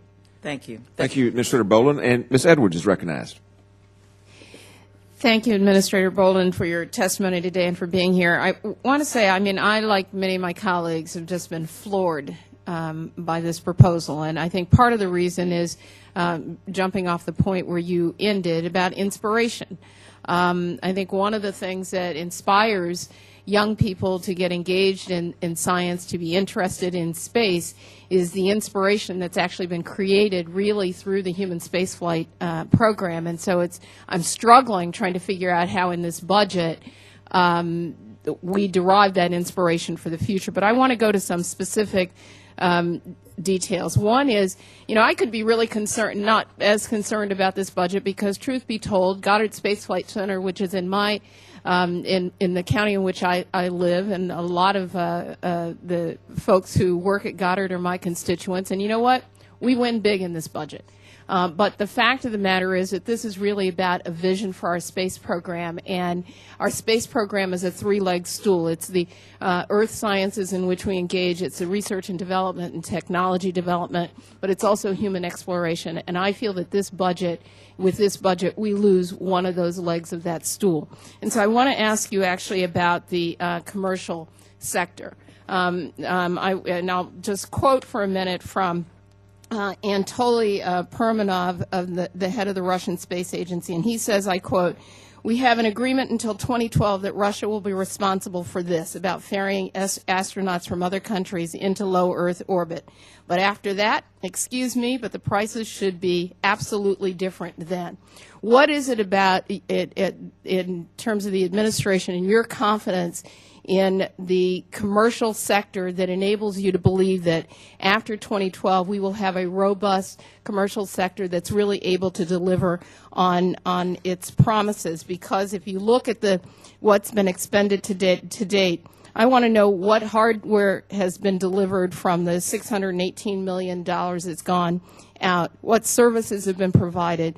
What does NASA own? Where are the intellectual property rights? And what's actually been tested and worked to give us that kind of confidence that after 2012 we won't just be floating more and more money into this, having lost $9 and then $3 billion, $12 billion out of where we've been. I really don't get it. And I would say lastly that just in terms of risk, the commercial sector is never going to absorb the kind of risk that it really takes to get these vehicles off the ground. And at the end of the day, the taxpayer will always have to absorb that risk. And if that's true, then why not really take it on by continuing to have NASA fully engaged in human space flight? Because when it's all said and done, it's going to be on us anyway. And I want to correct for the record Mr. Rohrbacher, because the reality is that the job loss that we're talking about in this workforce is a private sector workforce. It's a technical, skilled, scientifically capable workforce that is a private sector workforce. This isn't just about retaining government jobs. Thank you. Congresswoman, I think you asked me a question, and I'm going to try to remember it and answer it for you. However, I want to thank you for the comment in response to Congressman Rohrbacher's, because he didn't ask me a question, so I didn't get a chance to comment on it. It is more than just jobs. We're talking about people who have incredible qualifications and capabilities. And so I share everyone's concern about the workforce, about retaining the workforce. I've had conversations with some of you. You know, it is my intent that this budget will allow us to try to find ways to cross-train our people, to help bring them into the 21st century workforce, where you know, a person who can turn a wrench or hammer a nail or whatever else it is, there are very few jobs like that in the space industry anymore, and we've got to transition the workforce. We were going to see a bucket in terms of job losses at the termination of the shuttle program. We knew that. What has kind of thrown us a curveball is that a number of those people, not all of them, were going to have gone to the Constellation program. We are working feverishly now, and we'll be working over the coming months to come up with follow-on programs that are going to replace the Constellation program to ensure that we can get humans beyond low Earth orbit, to ensure that we maintain the ability to get humans into low Earth orbit by American-manufactured rockets. And we're going to do that. But, Mr. Bolden, what gives you the confidence in this program, given that they're already behind schedule, they're already under budget, and they haven't delivered anything yet? I have not. I mean, you have information I don't have, Congresswoman. You know, we have milestones for orbital and for SpaceX to meet. And to date, I have not been informed that anyone has missed a milestone.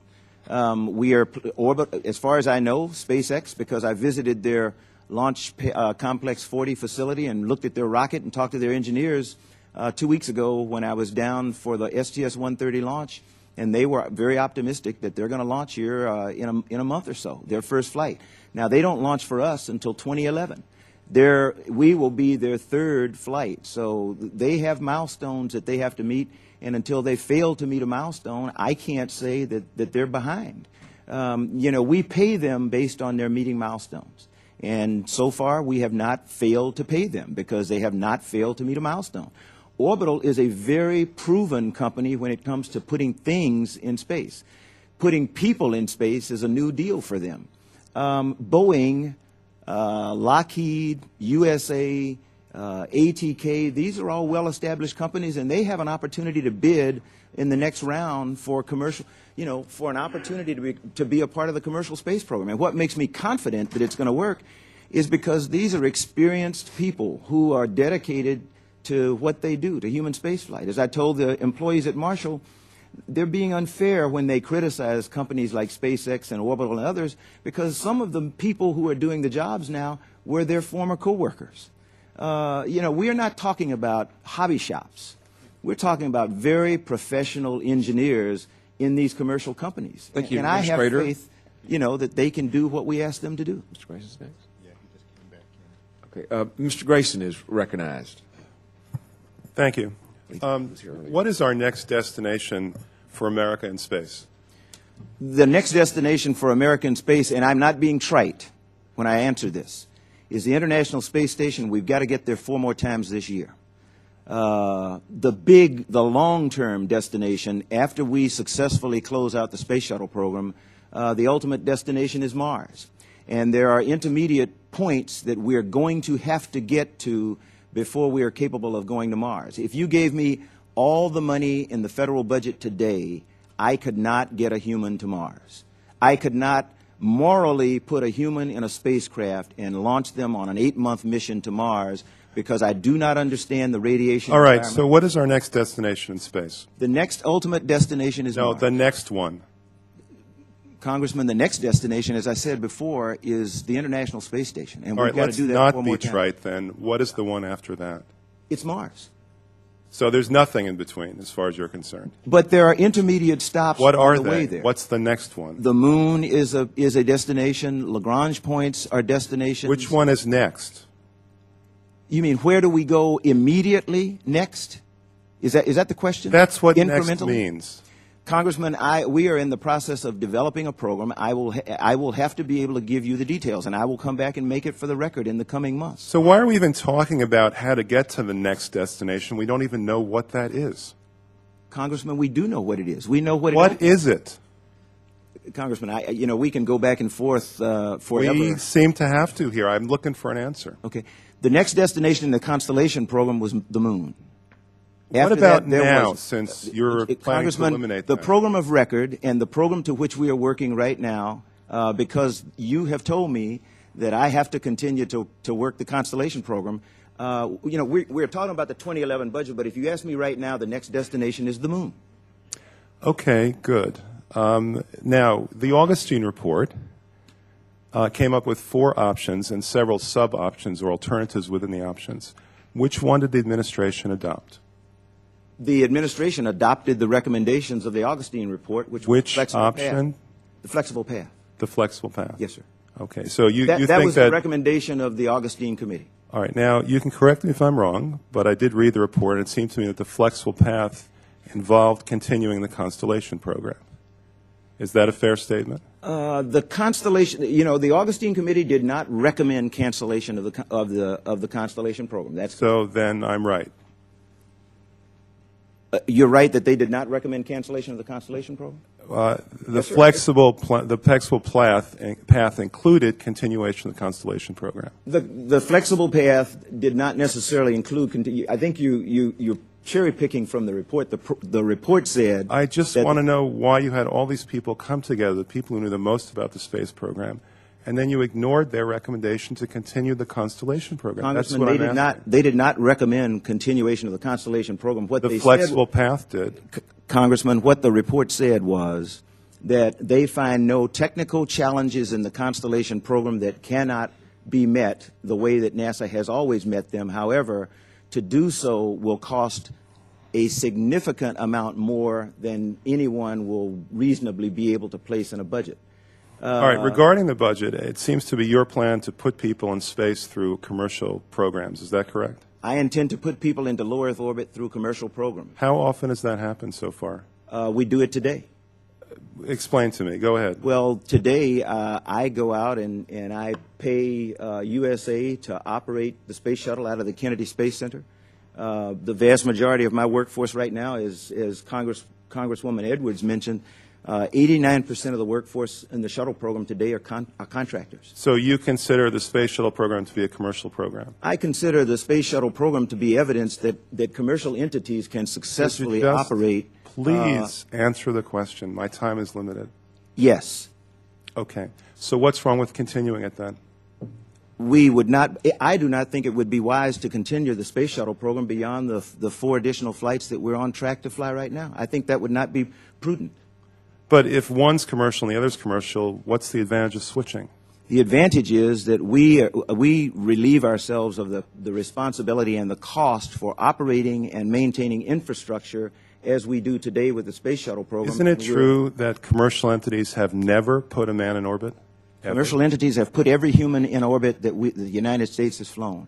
And you can take that up with North American Rockwell or Boeing or the United Space Alliance. Honestly, I'll tell you, my time is up now, so I'm going to tell you this briefly. I think that what you're doing is taking a shot in the dark. You have no way of knowing if any commercial entity will ever be able to put a man in orbit, no matter how much money you throw at them. What you're doing is you're taking NASA's manned space program and making it a faith-based initiative. I yield the rest of my time. Ms. Cosmas, thank you for your patience, and you're recognized. Thank you very much. Thank you, General Bolden.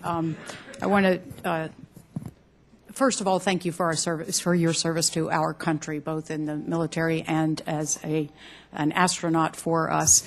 I want to hearken on a comment that was made yesterday by Dr. Holdren, where, to quote him, he wants to ensure that what we do continues America's leadership in space and science, and assume that you would agree that is a goal worthy of our attention. That is my intent. That is not a goal. I am determined. Okay, that's good to hear. That's good to hear. I want to suggest to you also that inspiring generations is part of the goal, I think, for the future. And I was glad to hear you say that from the balcony of the movie theater in Columbia, South Carolina, to the commander's seat on a shuttle launch into outer space, you had been inspired by the space program and have made led a very inspirational life for all of us, and I'm sure would like others to do it. There are a number of things that I'm extremely concerned about, many of which have already been covered by my colleagues.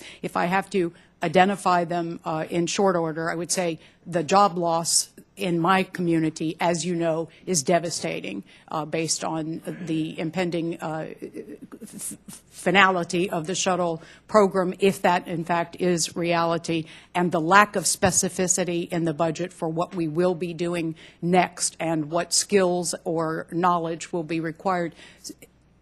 In the short term, we will be losing a highly skilled and competitive workforce from my community, one which is already suffering from 12% unemployment.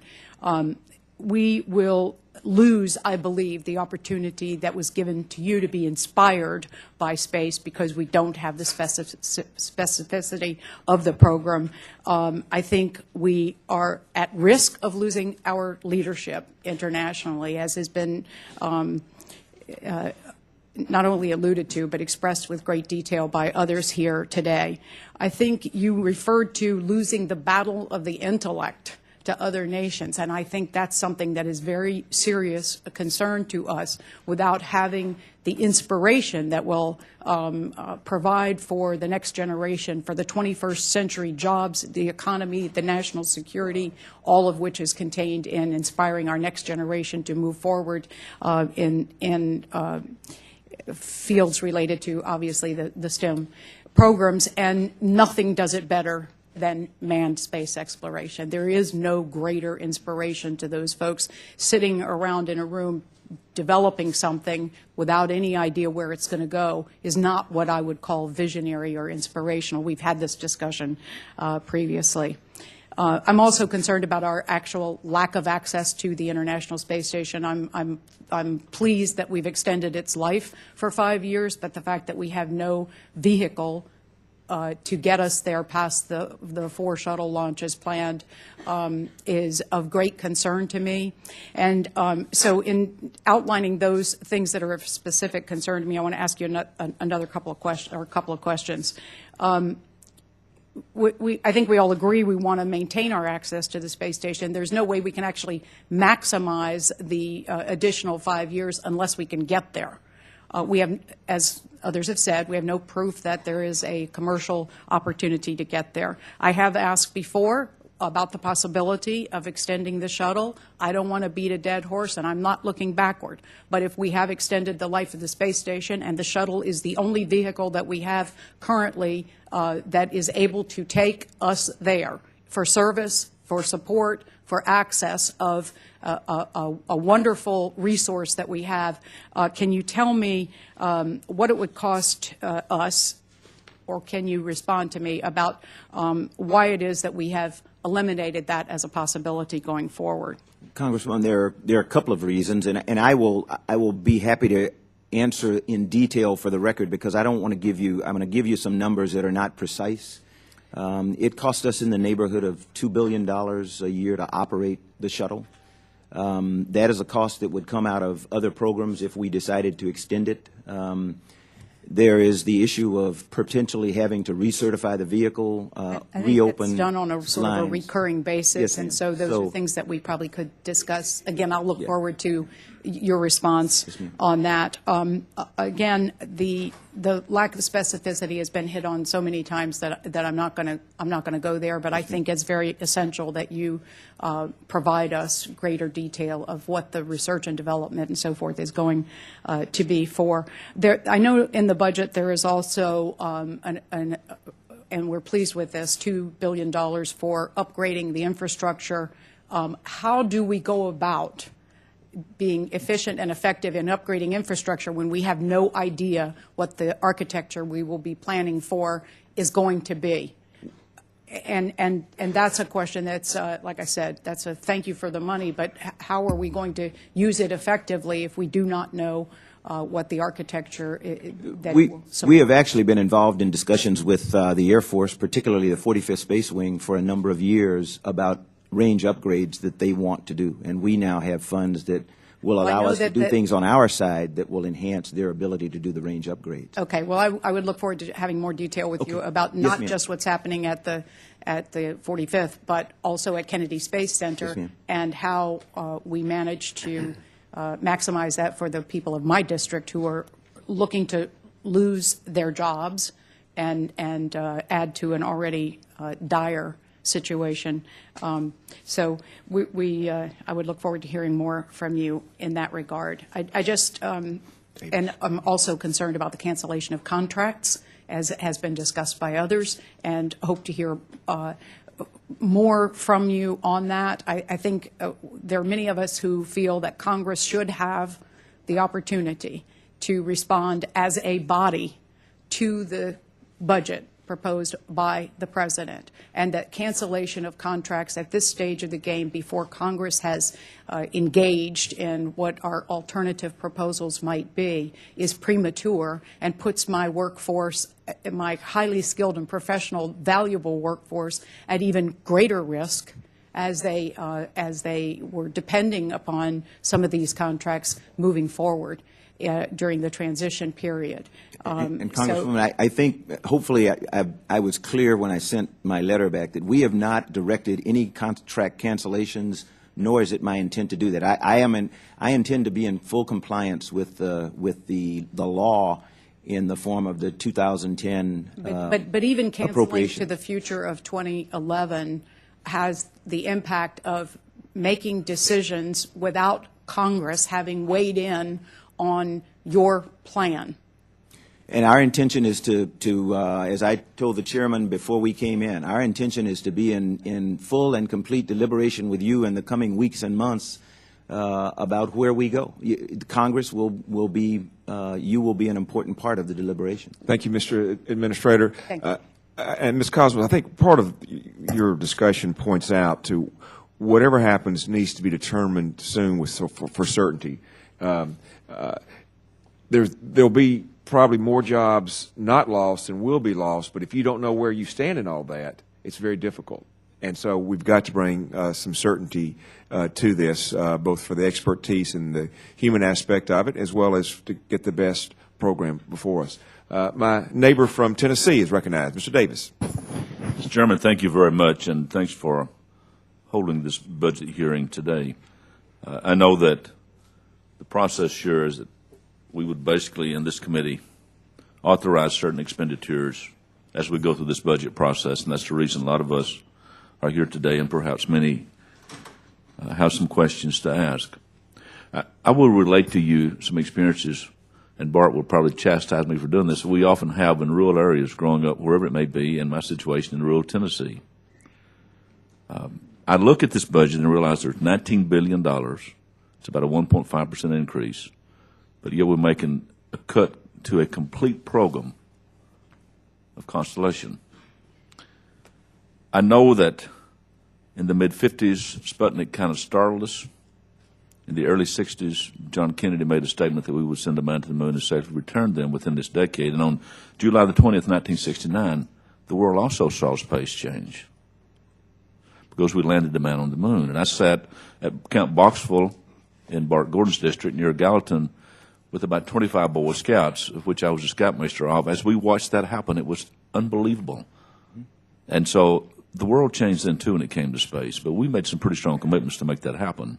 I know that in 1986, as I sat at my house and watched with my teacher wife the Challenger blow up, yes, there's no question that also changed the way we look at space and the dangers of it.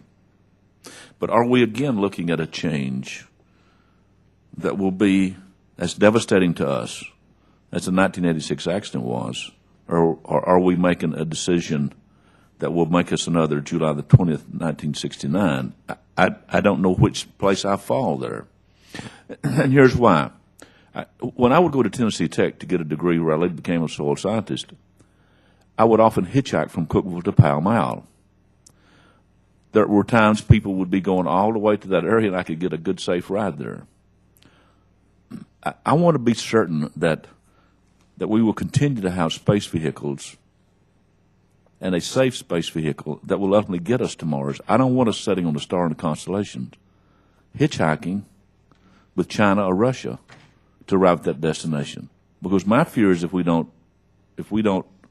head in the right direction, that we will not have a vessel for space flight, and we will have to fly with someone else. And this country can not afford that, nor should we put ourselves in that position. I also realized that one day driving up the mountain where I live, as I reached a higher elevation, I assumed the road was still wet. It was black ice, and I crashed. Are we headed on a collision course as we cancel Constellation and look at private entrepreneurs? And when we talk about private entrepreneurs, let's make something perfectly clear to everyone in this room. Outside a situation in Oak Ridge, Tennessee, where 12,000 people work and 400 work for the federal government, the rest work for private entrepreneurs funded by the federal government or the taxpayers. We're still going to be funding at a level maybe with less direction from my perspective. So here's the question. 10 years from now, in your perspective as you went through this process, 10 years from now, what percent would you say of completing our objectives could we have with the Constellation program or with the new process that you're taking? Which one has us more certainty?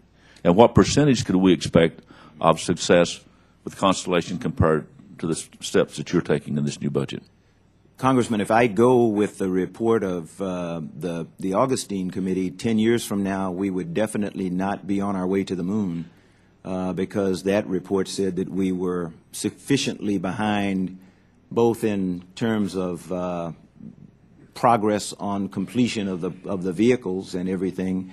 So we would not be where I think we may be on the path that we're set in, that's supported by the 2011 budget. It is my hope that by 2015, 2016, we'll have an American capability at work getting humans back to low Earth orbit, to the International Space Station, perhaps more than just one, as we would have had with Ares 1. And it is my hope that the technology development that we do in terms of propulsion will have us physically building on a heavy lift launch vehicle such that sometime between 2020 and 2030 we'll be on our way to destinations beyond low Earth orbit. That's those are wishy-washy answers in terms of the leaving low Earth orbit, but it's too early to tell you a definitive date for when we're going to do that. You're saying with Constellation program, we probably would not be able to be there for a much longer extended period in the future compared to what your plans are now. If I remember the program of record, it did not have the International Space Station after 2015 because the cost of extending the International Space Station would push Constellation, Ares 1, and Ares 5 even farther out. The program of record did not have landers, so we would not have we'd have a vehicle to go to the moon, but we'd have no way to get humans to the surface. We would have, we would not get there in the time that you think we would under the existing program. And that is not, please understand, that is not an indictment on the people or the technology in the Constellation program. The Augustine Committee points out very well. They found nothing technically wrong with Constellation any different from any other development program in space. And they felt that NASA, given time and money, could take care of any challenges that they had. And the workforce is absolutely incredible. It is just that we found ourselves so far behind because of insufficient funding over the last 8 or 10 years that to ask the government, to ask you as the Congress to approve a president's budget that would add $7 billion a year to try to catch up the Constellation program, that was irresponsible in my estimation. And so that's one of the reasons for my recommendation to the President that we take the course we're on now. All of us are visionaries. We can predict the future, but we cannot see the future. You can't. And so as we engage in this debate further, I have a concern about canceling this program. And so therefore, until we have more discussions, I will be one advocate of continuing the program that we have. You must convince me that the vision I'm not seeing that you have, that the program you're proposing is better than what we have with Constellation. So I respect that, and that's exactly what I have to do. I've promised the chairman that we are not prepared at this time, and I apologized at the very outset of the hearing because we do not have the type of detailed program outline that one would normally expect when we were making a change like this, but we are working on it. And that's what concerns me, and I think many members of this committee. Ms. Dalkemper is recognized. Thank you very much, Mr. Chairman, and General Bolden, thank you for joining us today. There's certainly been a lot of concerns echoed from one member after the other, but I'd like to go back to a little bit of what Representative Fudge was talking about in terms of education, STEM education, inspiring students. And maybe you can elaborate a little bit on a few points here. You know, as we look at our youth, you know, we've always used space exploration, shuttle launches to inspire our youth, to encourage them to go into these fields. What is NASA going to tell our youth about what you're doing, what's going on? How can you inspire them at this point? Congresswoman, we are actually, this summer, we're going to try a program called Summer of Innovation, where we're going to connect youth with NASA centers, with NASA engineers around the country. We are going to let them do hands-on type of operations that may connect them with the International Space Station. In the 2011 budget, we have money that's set aside to do interactive exploration where school children can actually participate with experiments and the like that are on board the International Space Station.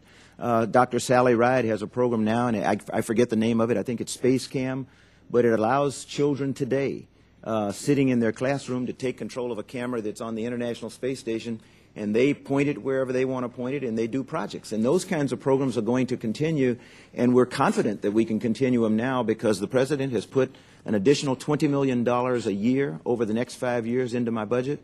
We have put additional money in so that we can pull forward a number of the earth science programs that were in the Earth Science Decadal Survey. So we are accelerating almost all of those Tier 1 programs by a year, and some by as many as 2 years.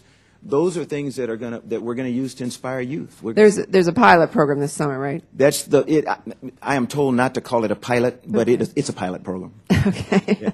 Yeah. Is there a sufficient lead time for NASA to be up and going for summer of 2010 on this program? Oh yes, ma'am. We've been planning this since last fall, and we've had fits and starts, I will admit. But we plan to have it operational in 5 states that will be selected competitively across the country. How's that working? So far, so good. I mean, how's that going to be determined, the 5 states? Oh, it's a competitive selection. Mm-hmm. We had a pre-solicitation conference a week ago, and we had 125 participants in the call, and we already have, I think, 27 notices of intent to apply to compete for the program. So that's pretty good.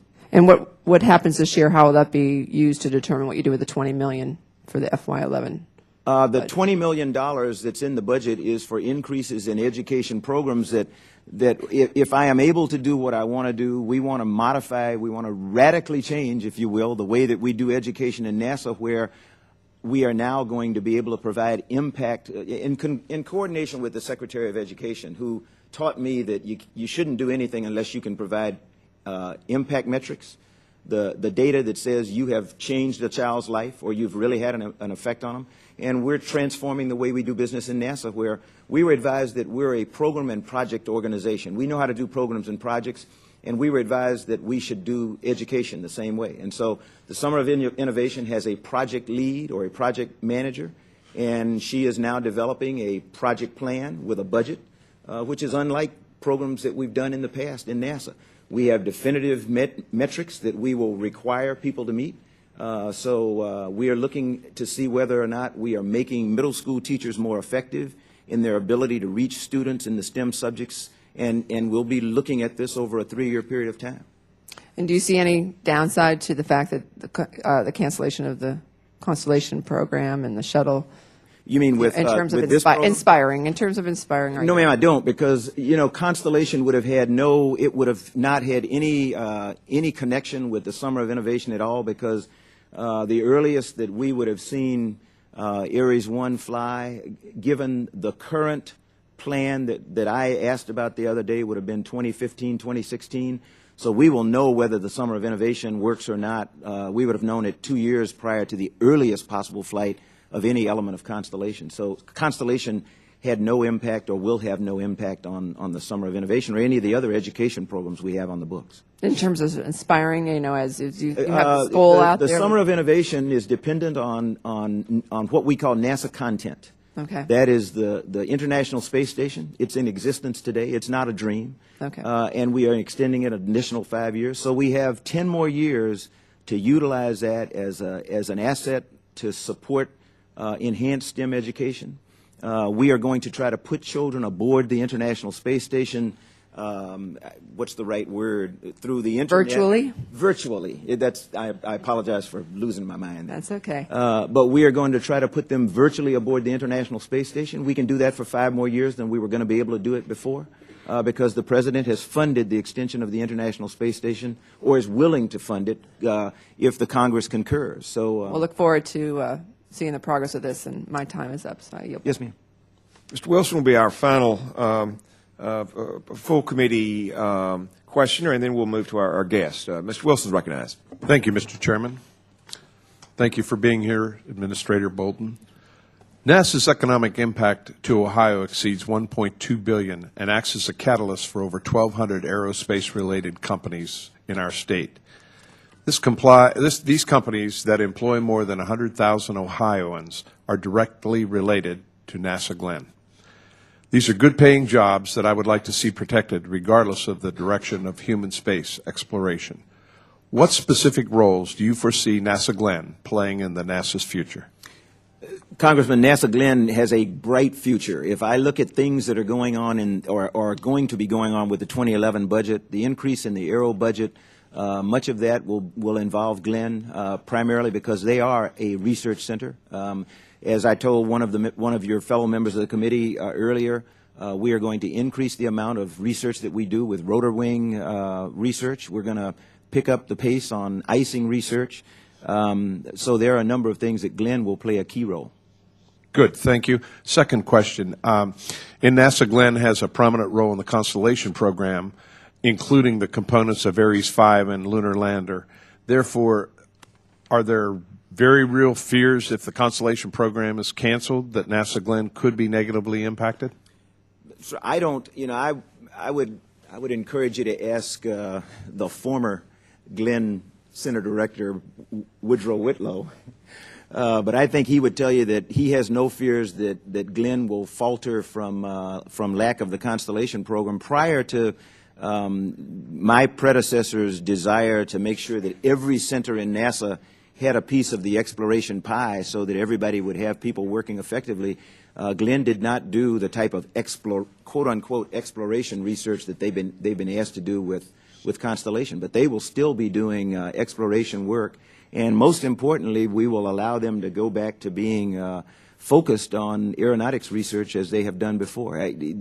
One of their greatest contributions today is the engine nacelles on the engine nozzles on the Boeing 747-800 that has been broadcast recently, where because they use the Chevron system on the engine nozzles, Boeing is realizing an increase in fuel efficiency, a decrease in noise pollution, and a decrease in air pollution. That's a product of Glenn research that was sitting on the shelf that somebody went back and found, and Boeing picked it up. So Glenn does ion engine research for in-space propulsion. They have a bright future.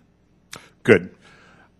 One last question. The Space Power facility at Plumbrook is a unique facility with the ability to simulate in-space conditions.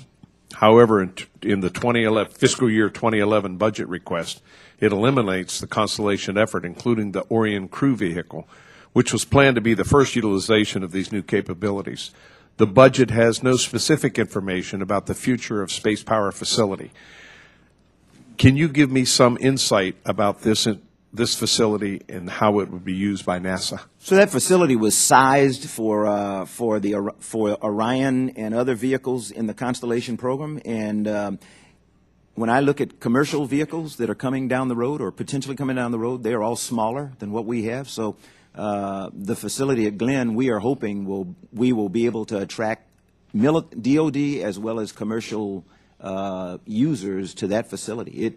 I don't see it being impacted that much by the cancellation of the Constellation program. Thank you. Thank you, Mr. Administrator. I appreciate your answers. Thank you, Mr. Chairman. Thank you, Mr. Wilson. And Mr. Bishop, you've been here the whole time. We appreciate you coming, and you're recognized for 5 minutes.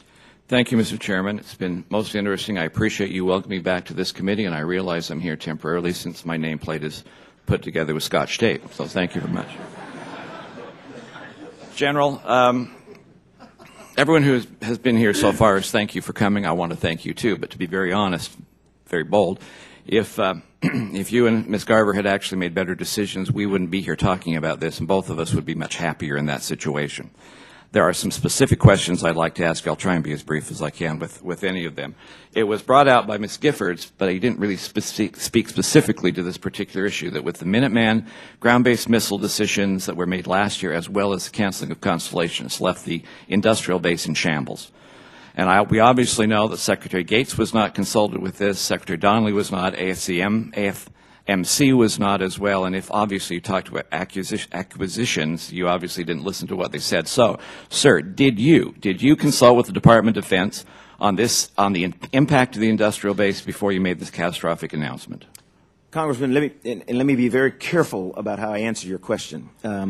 I did not have detailed discussions with anyone in... Did anyone in your office then have discussions with them? And I need you to be brief, I'm sorry.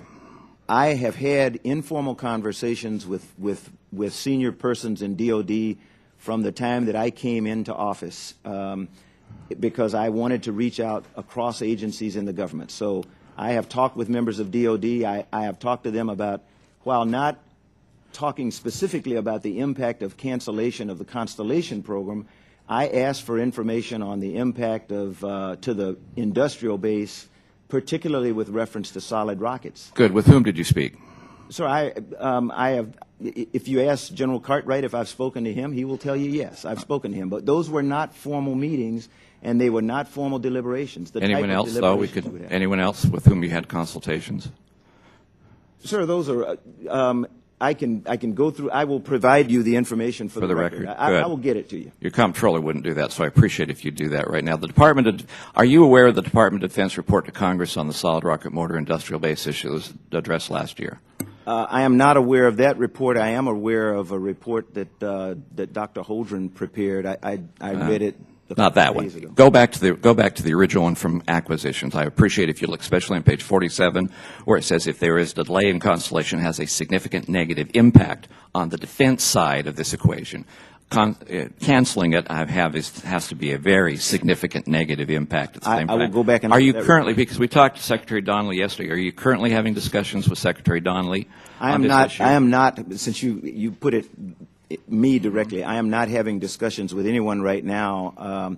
There are discussions on the space policy review that is underway, and persons in my organization are participating in those meetings. Since he said he'd had to get back to me on something on record, would you be willing to talk to him about that? Yes, sir. I appreciate that. Ms. Edwards asked you specifically about the Russians and the cost that would come to this particular program. When the contract currently with the Russians is up and they have the monopoly on spaceflight, which will take place for quite some time, do you have any anticipation, or could you give me any kind of guess of what they will charge us to provide that services for us? Do you have any clue of what that will be? Sir, we're in negotiations with the Russians right now, and so I would prefer not to. In fact, I won't discuss cost or any progress on that. Do you have an estimate then on cancellation costs? Your budget puts around $2.5 billion. We are evaluating right now what the potential cancellation costs are, and thank you. We can get that to you for the record, sir. Thank you. I appreciate that. That's consistent with, I think it was Mr. McCall that you said that to. You really don't have a handle on what that cancellation cost would be, which, I hate to admit this, to me is somewhat of a backwards approach. It would be nice for a congressman or somebody who's making policy decisions if we knew what the cost would be before you actually make that decision and jump to the next particular level. Like, I only got about 40 seconds with you, and I apologize for that. There are some other questions. There was a Space News article that came out which seemed to contradict the letter that you sent to us. I hope, for the record, sometime you will clarify whether the Space News was wrong and its implications on whether you're actually closing down programs of record or whether your letter was wrong to us. But I have to say just one last thing. When you said you are building a bold new path for the future, and you're coming up with, what was it, programs, summers of inspiration for kids to encourage them. In all due respect, when you have a president and you who said you want to encourage kids to become involved in science, math, and engineering, or STEM's programs, I have to really admit to you that the summers of inspiration is not going to fool a kid in college or in high school or junior high right now who looks at 20 to 30,000 private sector jobs who are involved in science, math, and engineering being given a pink slip. And the kind of chaos that goes to their particular life is not going to encourage anyone else to become involved in this area or any other area. This is a negative impact. It's a negative message. There is certainly no inspiration with this. This is not a program for a bold new path. It's more like managing America's decline. And I'm very much disappointed in the approach that NASA is taking on this particular effort. And I apologize right now. I wish I could give you more time. I only have I've already gone over 33 seconds and counting, and I apologize for that, Mr. Chairman, as well. I tried to get it in 5 minutes, but I'm sorry that we have to meet here. Well, Dr. Griffiths, welcome back, and you're recognized for 5 minutes. General, I appreciate seeing you again, and I know the bipartisanship in this room is heartwarming to you. That's a joke. That's why I laughed. No one else did. Okay. Teasing. I do think, though, that you being here, and I must say that, and I certainly disagree, that this, if we were in the business community, this has all the earmarks of a hostile takeover. And unfortunately, your kind face and your experience and the deep, deep respect that we have for you and what you've done for America makes it very difficult for us not to come to you with a smile and a good heart. We are deeply concerned, though, that whether it be SpaceX, a company that is reasonably new on the scene, or whether it be a Boeing or Northrop Grumman or whoever, we realize the difficulty when you pit two private or three private companies in a bidding war for a endeavor that has so much to do with our national defense. We're witnessing a delay right now in our refueling tankers with Boeing and other companies. And suppose we run into that same difficulty and we recognize that China is on its way to the high ground, and we find ourselves in a bidding war or a bidding conflict, or we find ourselves in the legal system that is now slowing down whether these companies can in fact fulfill their mission or even resolve the bidding process, and years pass. We believe, and I think many of the committee members believe, that this is a national security issue, and a national security issue that you privatize without control puts us in danger as a country, because it is the high ground. We are concerned that should a CEO change at Boeing or a CEO change at SpaceX, or a Columbia accident occurs in one of these private companies, they will not be able to survive it. Only the USA can survive that with the will of the American people. We believe deeply in NASA.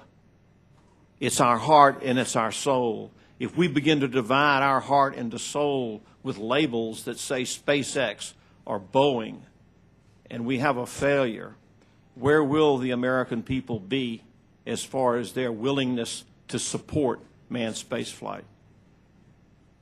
We are greatly concerned about this.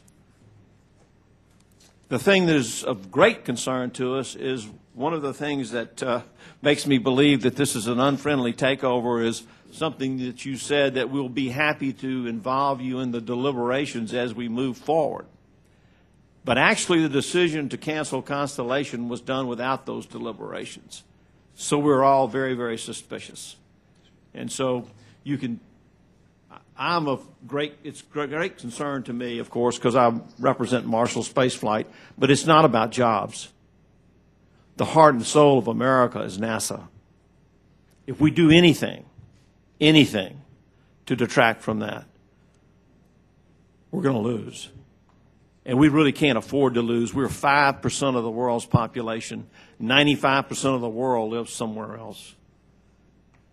We are number one in manned spaceflight. And if we interrupt this culture of manned spaceflight, if we interrupt these people who are handing down their wisdom from generations of manned spaceflight engineers, we're making a huge mistake.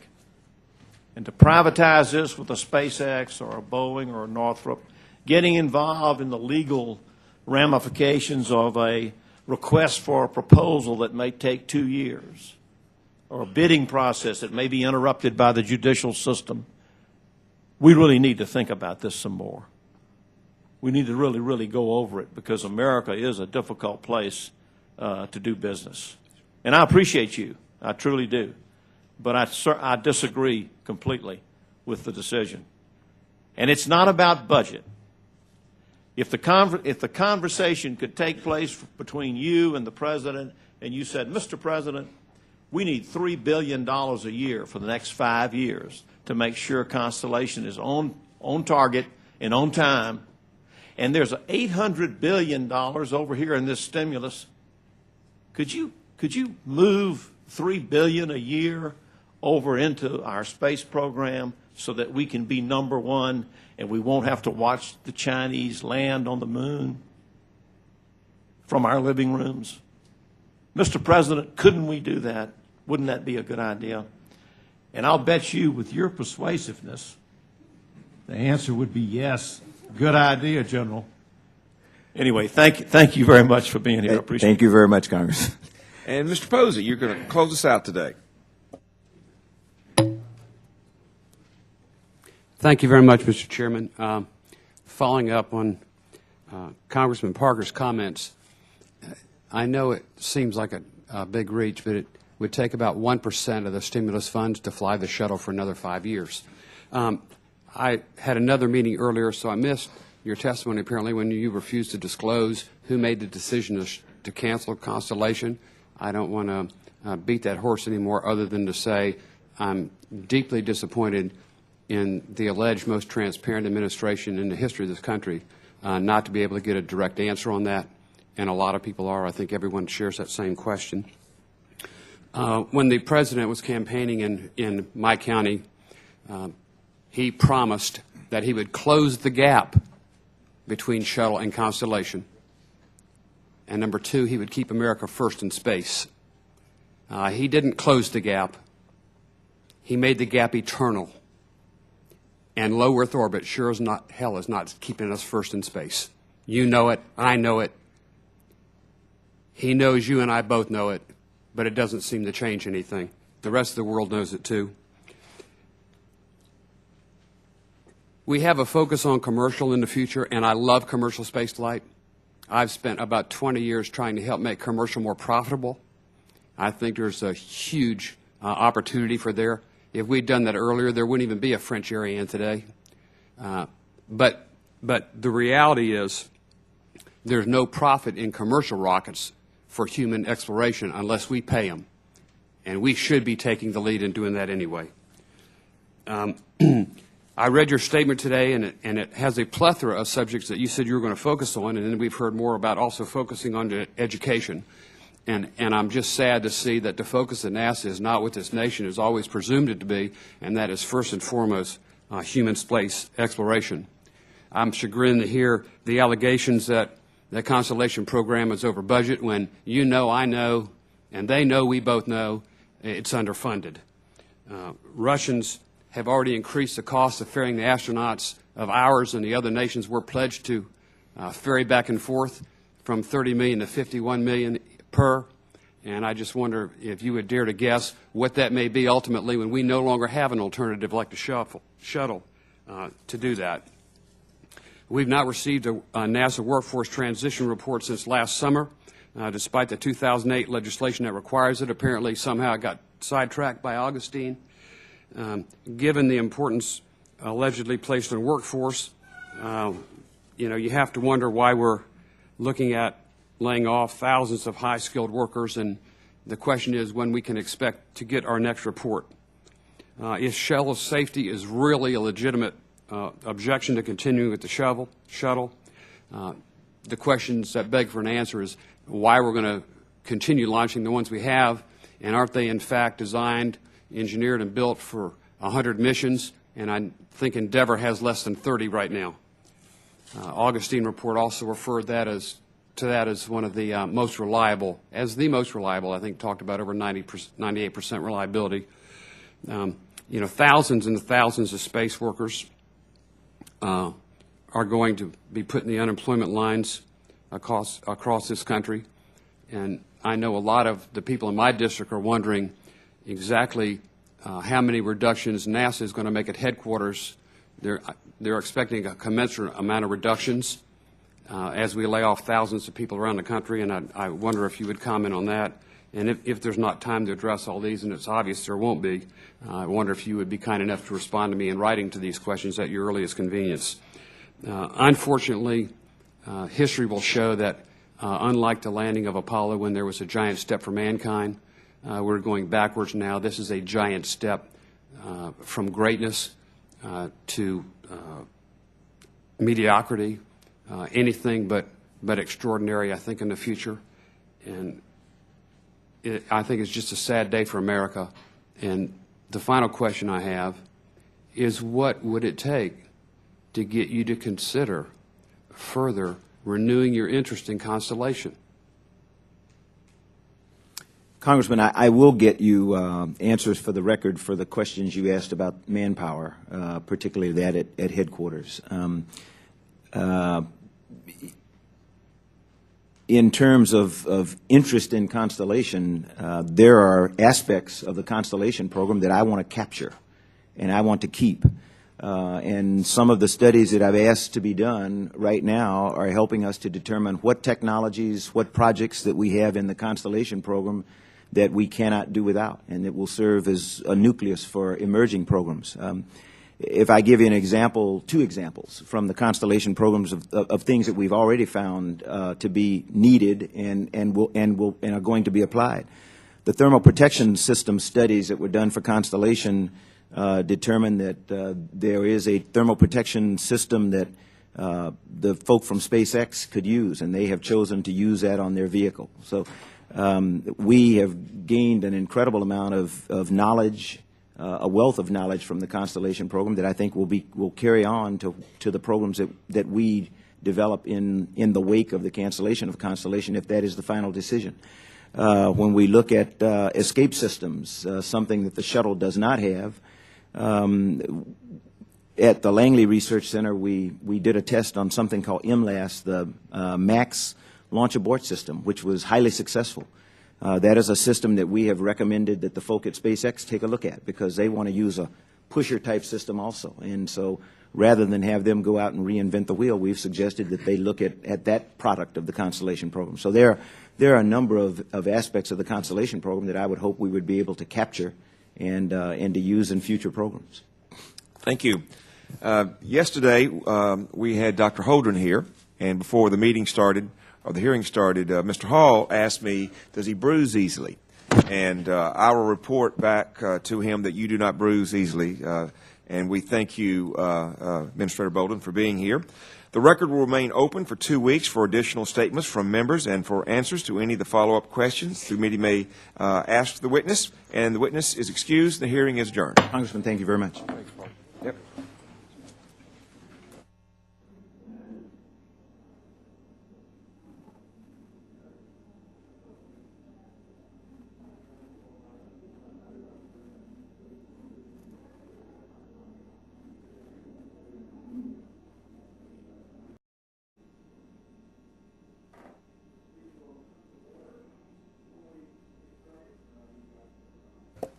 We've got some interest in this hearing from members off the committee, and as long as space allows for it, I'd like to include them on the dais. I remind folks that non-committee members are only recognized for questions after all committee members have been recognized. So without objection, Mr. Posey, Mr. Bishop, and Dr. Griffiths would be allowed to participate if they so choose, and we welcome them here. Mr. Posey is or rather Mr. Bishop is an alumnus of this committee, so we welcome you back. And we're also,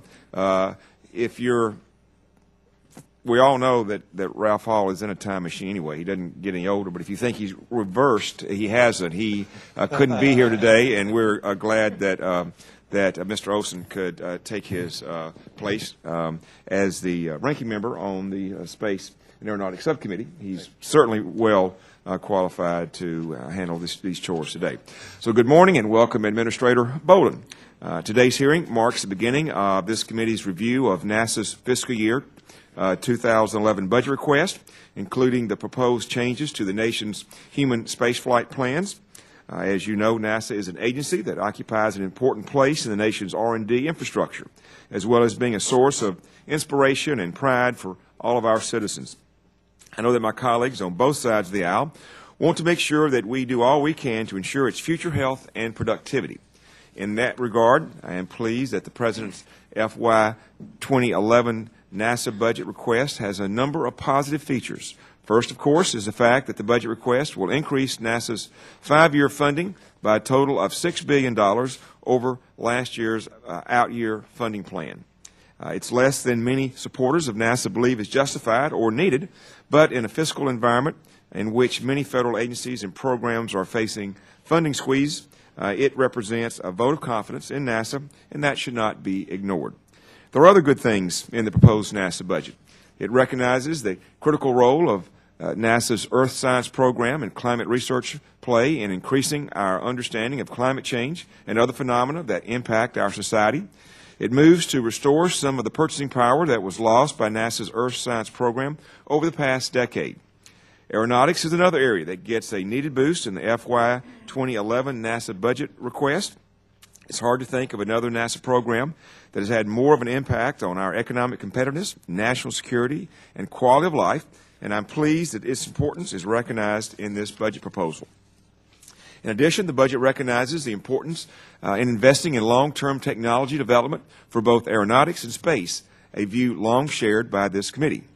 And finally, this budget also makes provisions for extending the operation of the International Space Station beyond 2015, as well as providing funds to allow for an orderly completion of the Space Shuttle's flight manifest, two very constructive steps.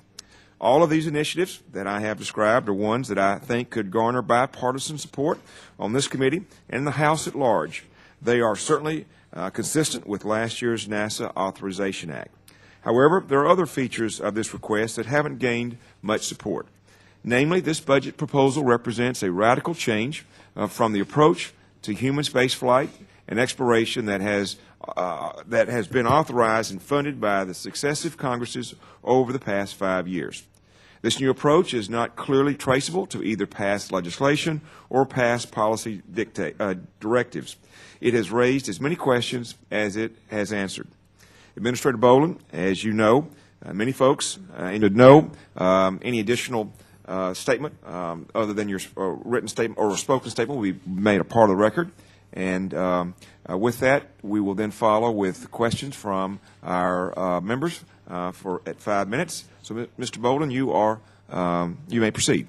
Mr. Chairman and members of the committee, thank you very much for the opportunity to discuss the President's 2011 budget request for NASA. I'm grateful for the support and guidance this committee and I look forward to working with you on enactment of the President's bold new direction for our agency.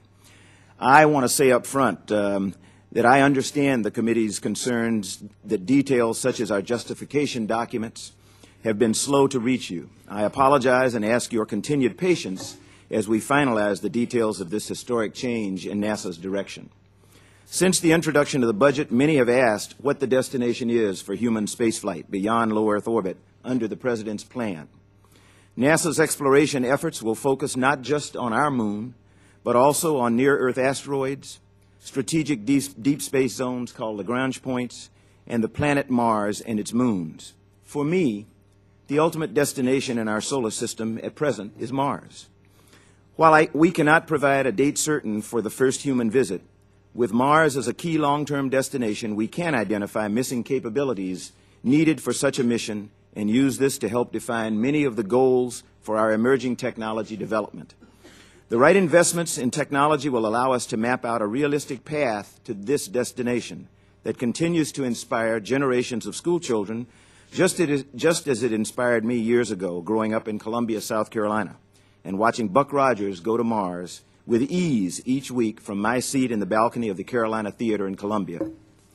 The President's Fiscal Year 2011 budget request for NASA is $19 billion, including an increase of $276 million over the enacted 2010 level. Longer term, I am pleased that the budget commits an increased investment of $6 billion in NASA science, aeronautics, and enabling technologies over the next 5 years, compared with last year's plan. All of us at NASA appreciate the President making NASA such a high priority at a time when the budget realities dictate reductions and freezes for other worthwhile programs. With the President's new vision, the NASA budget will invest much more heavily on technology R&D than recent NASA budgets. This will foster new technological approaches, standards, and capabilities that are critical to enable next-generation spaceflight, Earth sensing, and aeronautics capabilities. These investments will produce additional opportunities for U.S. industry and spur new businesses, such as a recently announced partnership between NASA and General Motors to build an advanced dexterous humanoid robot we call R2. I want to share a few highlights about NASA's bold new path to become an engine of innovation with an ambitious new space program that includes and inspires people around the world. Under this program, the United States will pursue a more sustainable and affordable approach to human space exploration through the development of transformative technologies and systems. We will encourage the development of commercial human spaceflight vehicles to access low Earth orbit. We will develop new technologies that will enable more efficient U.S. human exploration into the solar system than is currently conceived. As the Constellation program is ended in an orderly manner, I want to thank all of the NASA employees and contractors who have worked so hard on that program. Their commitment has brought great value to the agency and to our nation, and they will continue to play a pivotal role in NASA's future path. Many of the things NASA has learned from the Constellation program will be critical as the agency moves forward. More specifically, in fiscal year 2011, NASA will undertake a flagship technology development and demonstration program with our international partners, commercial and other government entities to demonstrate critical technologies such as in-orbit propellant storage and transfer, inflatable modules, autonomous automated rendezvous and docking, and closed-loop life support systems.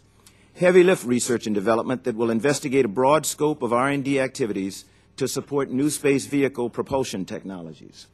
Robotic precursor missions to multiple destinations in the solar system in support of future human exploration, including missions to Mars, the Moon, Mars and its moons, Lagrange points, and nearby asteroids.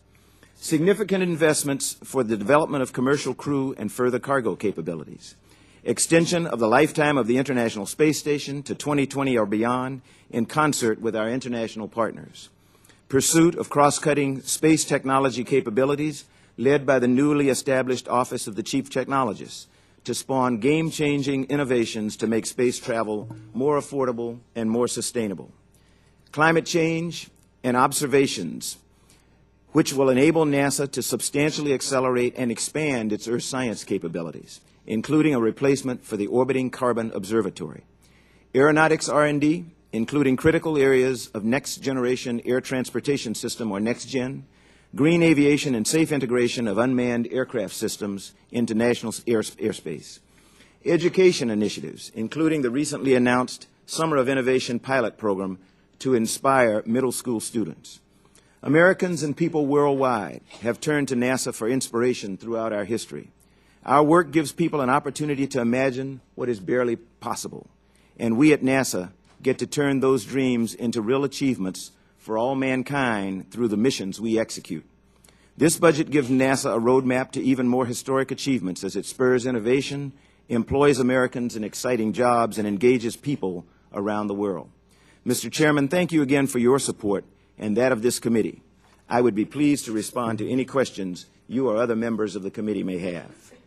Thank you, sir. At this point, we will begin our first round of questions, and the chairman recognizes himself for 5 minutes. You've laid out an exciting agenda for NASA.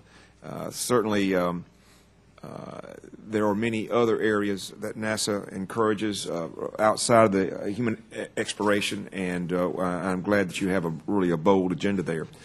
But the questions that have been raised most often have been about the exploration program. So let me go back to my original opening statement when I asked, or sort of pointed out, as we're going through a too-big-to-fail trauma right now for the taxpayers and the economy, my concern is that we could get into a too-important-to-fail. So if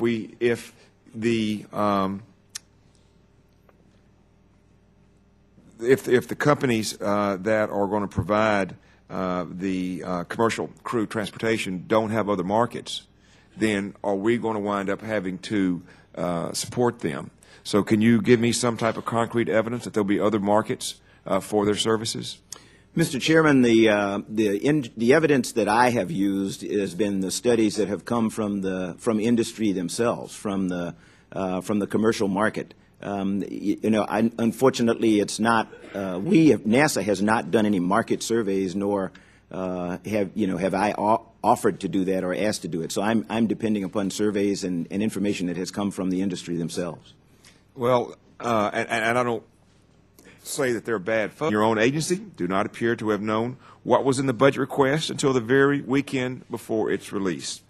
In addition, it has taken almost a month for Congress to get NASA's budget justification documents, a state of affairs that is not and should not be an acceptable way of doing business with regard to such an important national endeavor. This hearing is intended to help us understand the rationale for such a substantial change in direction from the approach of previous authorizations. In that regard, Administrator Bolden, there are a number of questions that I hope you'll be able to address. For example, a feature of this proposal, and one that has not garnered much support on the Hill, is a plan to rely on as yet to be developed commercial crew transportation systems with no government backup system. Leaving aside the issue of safety for the moment, do you have concrete evidence that you can provide us that shows that there will be sufficient non-NASA commercial crew transportation markets to keep these companies viable, or is NASA going to be on the hook to do whatever it takes to keep them in business, since NASA will have no other means of getting into orbit? That is, will NASA's action make these companies too important to fail?